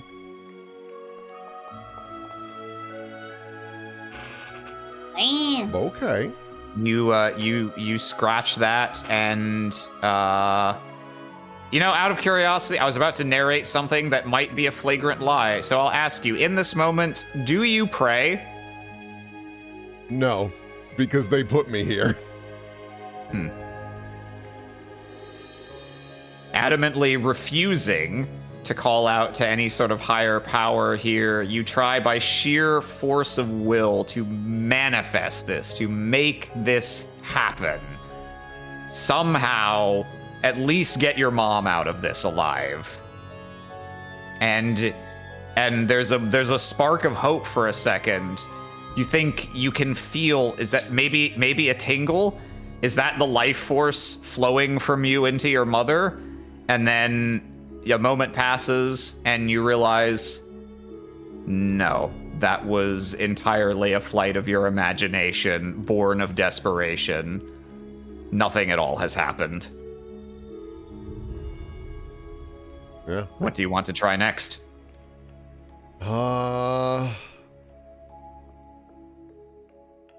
Boy. It's getting so hard to think. It's hard to tell, but because it's pitch black in here, but you feel like your vision might be blurring. I guess.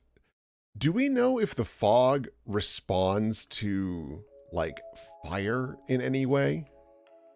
It behaves like mist, so theoretically, if you could create like a wall of heat or something, you might be able to push it around. I mean, that's worth trying.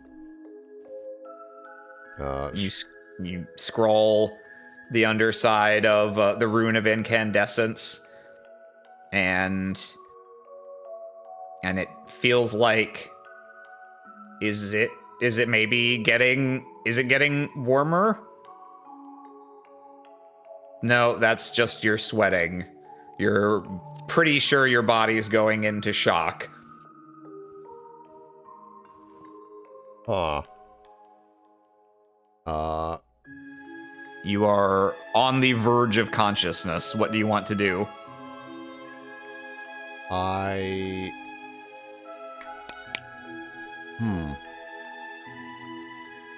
don't really have any other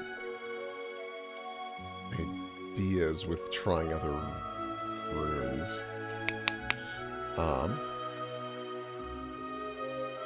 I guess I'll try one last rune, Nyx, which can, like, purify and remove poisons and disease. And I mean, the fog is as close to that as we're gonna get, so she's gonna try that and just press forward and see if she can at least, like, remove the dangerous aspect of it. Does that mean you're going to scribe the rune and then open up into the fog, hoping it will protect you? Or that you're just going to scribe it down here? She's going to scribe it, but I think also, because again, she's just like out of options. At the same time, use Thale to burst it open, so at least there's there's force that knocks it outward, but then also having the enchantment on some of the debris of Nyx, which is the purifier, to see if that'll push the fog away long enough to give them a moment and then have the purity activate. All right. You scroll the rune Nyx on the underside of your cover. The simplest one, which is probably for the best given how lightheaded you are. Just a circle, 3 lines, and then you slam your palm against its underside, and stone shards fly up immediately, exposing you. There's a burst of cool air as your tiny pocket is suddenly exposed to the mist above.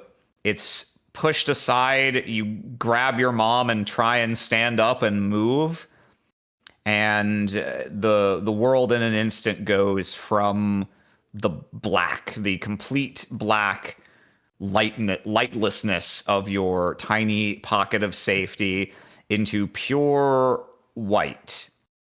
And you feel your mother's body in your arms, and your last instinct in this moment, you clutch her close and try and keep her safe and try and find some way out. And you quickly realize you can't feel her anymore. You can't feel your hands. You can't feel your legs. You can't feel anything. And for a moment, the world is just nothing at all. Nothing at all except white. An infinite void stretching out in all directions that you can't even see anymore, you realize. You can't see anything. You just know. Somehow the white is appearing directly in your mind. It's that all-pervasive. You can see it without eyes. You can feel it without skin. And in the moment following this, you think for a moment, is this death? Is that all that was? And if so, why am I still thinking? And where am I? And who am I? And where is my body? And what is going on? Is this the rest of my existence? Is my mind going to be suspended here in this whiteness forever? Is this the afterlife? Is this hell? And slowly, there starts to be more than just white.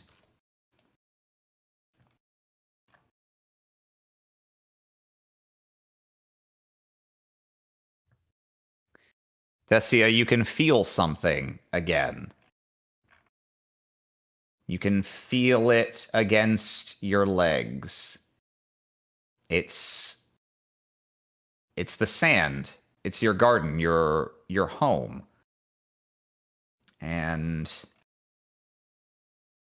maybe there seems to be some humor in this after all. Maybe this is your eternal reward. You wanted to frolic in the sand, and now you get to frolic in the sand. But if so, it's a bit low key for what you thought the afterlife might be like if it existed.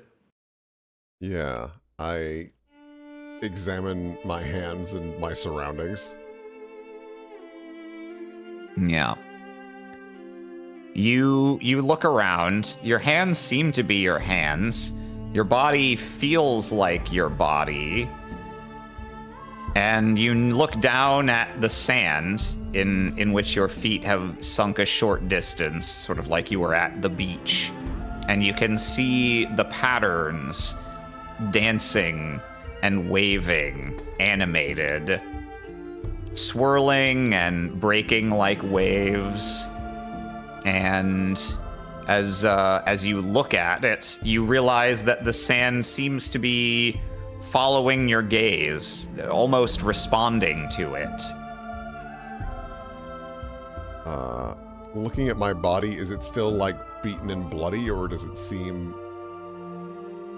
It seems normal in this moment. It seems exactly like your pretty much just your mental image of yourself.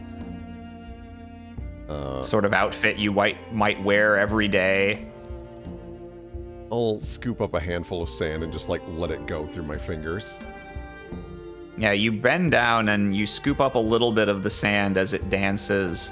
And when you do so, you touch the sand and it ripples like you had dropped a pebble in water, and the sand starts moving with more purpose as you stroke a finger through it, and it slowly weaves together in an increasingly elaborate pattern.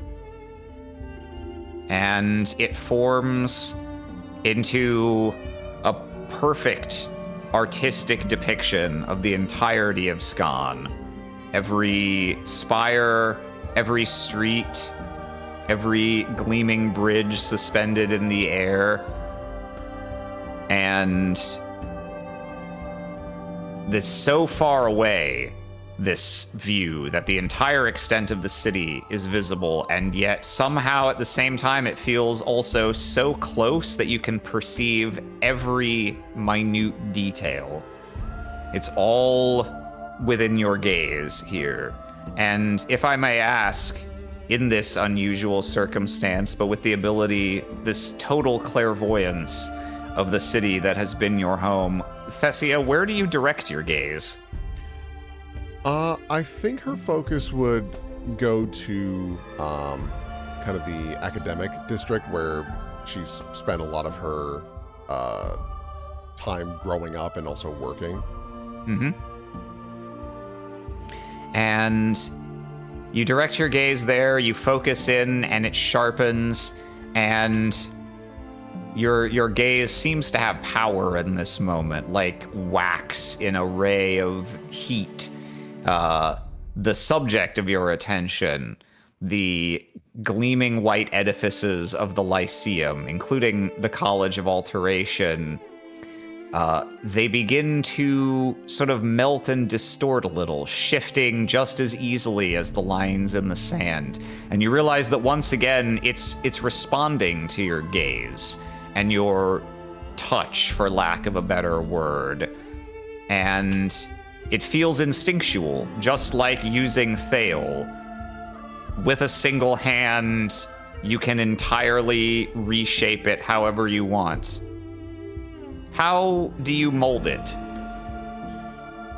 I think she does her best to make the various colleges, not just for Thale, but all of them, get a little bit larger, as well as ensuring that the Grand Scriptorium, and as well as wherever education would be for Scriveners, like the doors are wider, it's more open and accessible to as many people as possible. And oh, how they grow. You start with small changes, modest ones, but it seems to anticipate your desires and grow even beyond what you imagined until the heart of Skon's knowledge and wisdom, and in your view, its power, the runic colleges and all the people who sustain them, they grow until they are the grandest edifice in Skon. The whole Lyceum district rises, its own tier ascending higher and higher until it stands even higher than the Palace of the Archons. A little bit of blasphemy, you note, with some small satisfaction. And as the change continues to progress, you start, as you've been sort of dreaming this vision, you start to become aware of yourself again, like your dream had turned lucid. And you can perceive several things in this moment. Your body is exulting in the physical sensation of shaping the entire city with a touch. Your mind is reeling with the possibilities of what you could create in this universe of your own will. Your soul feels this glorious sense of harmony that in this place and in this moment you have complete self-knowledge and self-mastery in a way you've never had in your waking life. And you also become aware of the others, the Scriveners, the runic blessed, the other people of Skon looking up in awe as your edifices rise ever higher. The thousands, scores, millions looking on this great work in awe. And I'll ask you another question. Thessia, of the sensations I just described, what most captivates you? Which comes to engulf your attention? I think the idea that, sure, all the eyes on what she has created and that, acknowledgement is nice and appreciated, but she's more interested in the idea of the possibility of true collaboration and the idea that this grand increase to the Scriveners and the colleges would be accepted and welcomed with the idea of, yes, why shouldn't we share knowledge with more people? Why is it trapped behind knowledge, or why is it trapped behind money or blood? That doesn't make any sense at all. We could be bigger and grander if we stopped praying for things to be better and pushing down those who could be great without giving them a chance. And as if in response to this, you see windows fly open on all of these grand structures you've wrought, and flocks of birds streak out as if to just spread the gift of the accumulated knowledge in these hallowed halls to every person in Skon.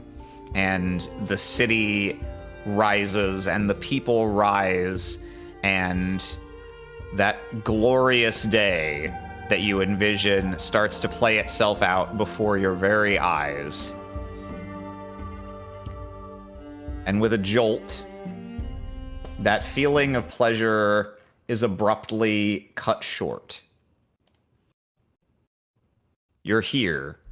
You're still in the sand, but you're buried up to your waist. And the sand continues to lap at you like waves, and you sink an inch at a time further and further to your chest and then to your neck. And all the strength in your body somehow is feebler than these million grains of tiny rock. Nor do they give the slightest notice to your rune as you sink down and down up to the lip, up to the nose, and you are swallowed entirely back into white nothingness. And it's all in that instant. Everything you thought you had made, everything that you thought was at your fingertips is taken away in a split second. And then you feel your body convulse, and you cough. And you come to, and you are on the streets of Scon's Foundation, surrounded by absolutely stunned onlookers, whispering, pointing, but most just standing completely slack-jawed at the sight in front of them. You're lying on the ground. You can just barely manage to roll over slightly to see that your mother is there beside you, still tucked under one of your arms. And you're in a crater. The rock is utterly devastated all around you. And most of your body is just barely emerging from a tunnel. Twisted like a corkscrew, but utterly smooth. Shaped. Tons upon tons of hard rock, swept aside as easily and neatly as an arrowhead carves through flesh. And Thesia, you have exactly 1 moment to take this in and try and put together what on earth just happened before your sight blacks out again. Your head snaps back, and you fall once more into the visions. Oh. And that's the end of our session. Did I live? What the fuck? What the fuck? Huh. Okay. Huh. Huh. So I'm the mole man. Hans Mole But Man. I thought I was the mole man. And before we get to yucking too much, let's go ahead and sign off the recording here. Yeah. The toodles. See you later.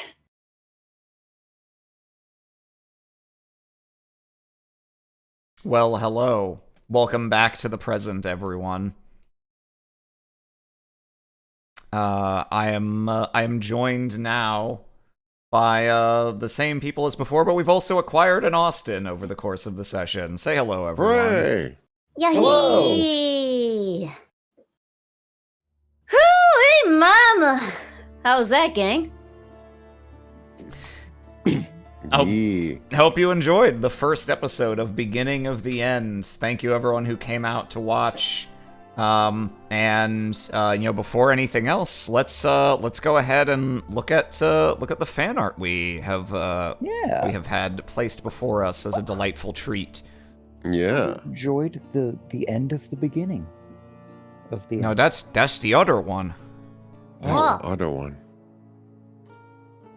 Where is this being posted? It's in live fan art on the official Stabbiness server. Incidentally, you can find a link to that down below if you're not on the Discord already. There's a whole bunch of community stuff going on there. There were some nice little teaser posts leading up to this, all the discussion you can find there. And that's also where this fan art is being posted. And if you post the fan art there, it will eventually show up here right now. Oh. So, let's start with... We have here from Lila, a pixel Thesia. Aw. Oh, Are you showing it on screen or? Ah, yes, there. Good. There. Okay, my bad. Yeah, There's a little delay. yeah. Yeah. And Very then from Dungeon Master Zero, we've got a couple withers with big ol' eyes. Oh, surprise. Don't be looking at me with them big old eyes. Huh? Also from Lila, we've got pixel Credit art. Aurora Borealis, localized entirely within your mineshaft. Yes. Yes. yeah. I'm kind of amazed we didn't make that joke back then, because it seems blindingly obvious. As soon as chat started making steamed hams jokes, I was like, oh my god, that was so obvious. I've been a fool. Are you even Aram? I know. Yeah. Right? From Kolok, the Arthur fist clench meme. Very funny. Outstanding. From Purdy Poof. Goblin. The six-limbed stare ascension.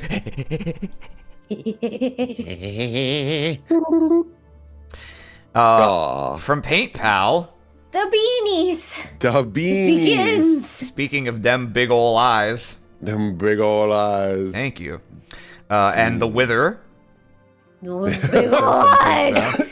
I like how the eyes are normally like solid color with the highlights, but for Wither they've interpreted it this way. Which I There's think, something wrong here. which is very funny. Creature.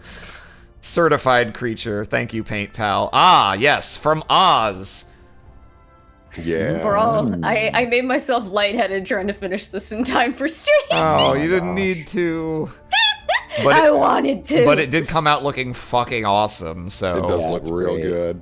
Eee. Thank you. Rock. from Enid05. Why do we have hands? There are many reasons. Pat the Wither, hold the Wither, cherish the Wither, forfeit all mortal possessions to Wither. The sound they make when you thrust a fistful of dollars at them. Yeah. What do I do with this? From Good to Live. I was about to say Good to Olive. Very. Smile. You got them big toofers. That is how she be. From Pupcat Dude. This is the using your nasty sick ass powers. Yeah. And Very we've got fancy. a Crayotar riff here. Yo. Oh shit, his colors. Couleur. The Couleur. And the Stolen Breath.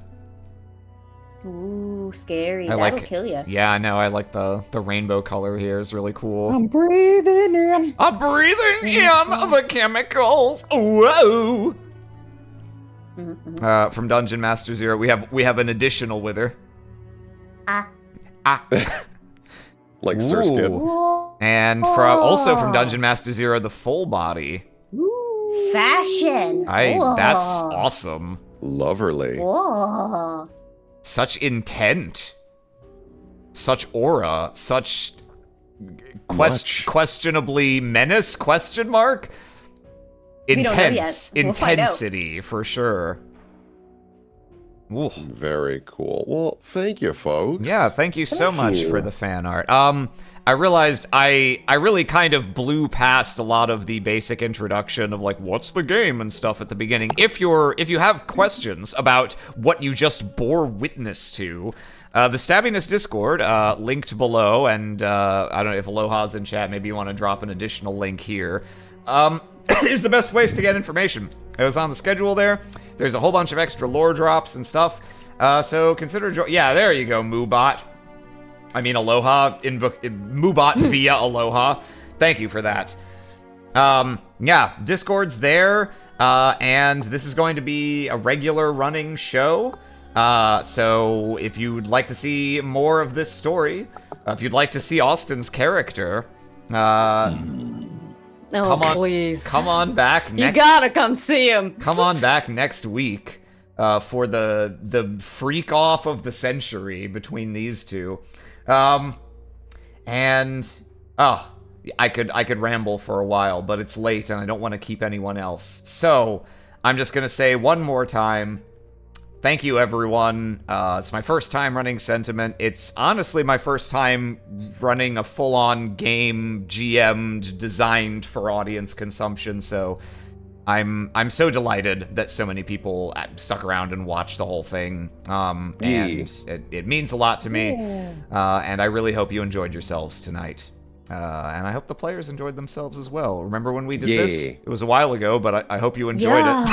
It was 9 months ago, I believe. Yeah, it was a while. Good lord. I turn into a skeleton. Oh, These sorry, things that's happen. a different Stabbiness show. Catch Necro Veritas, also on the Stabbiness Discord.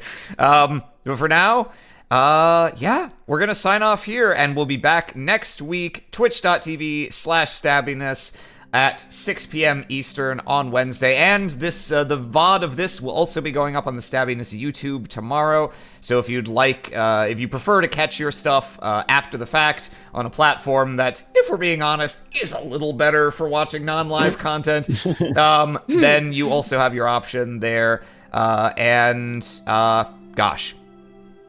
I've said it 8 times already. I'll say it a 9th. Thank you all. And have a good night, everyone. Yeah. Good Toodles.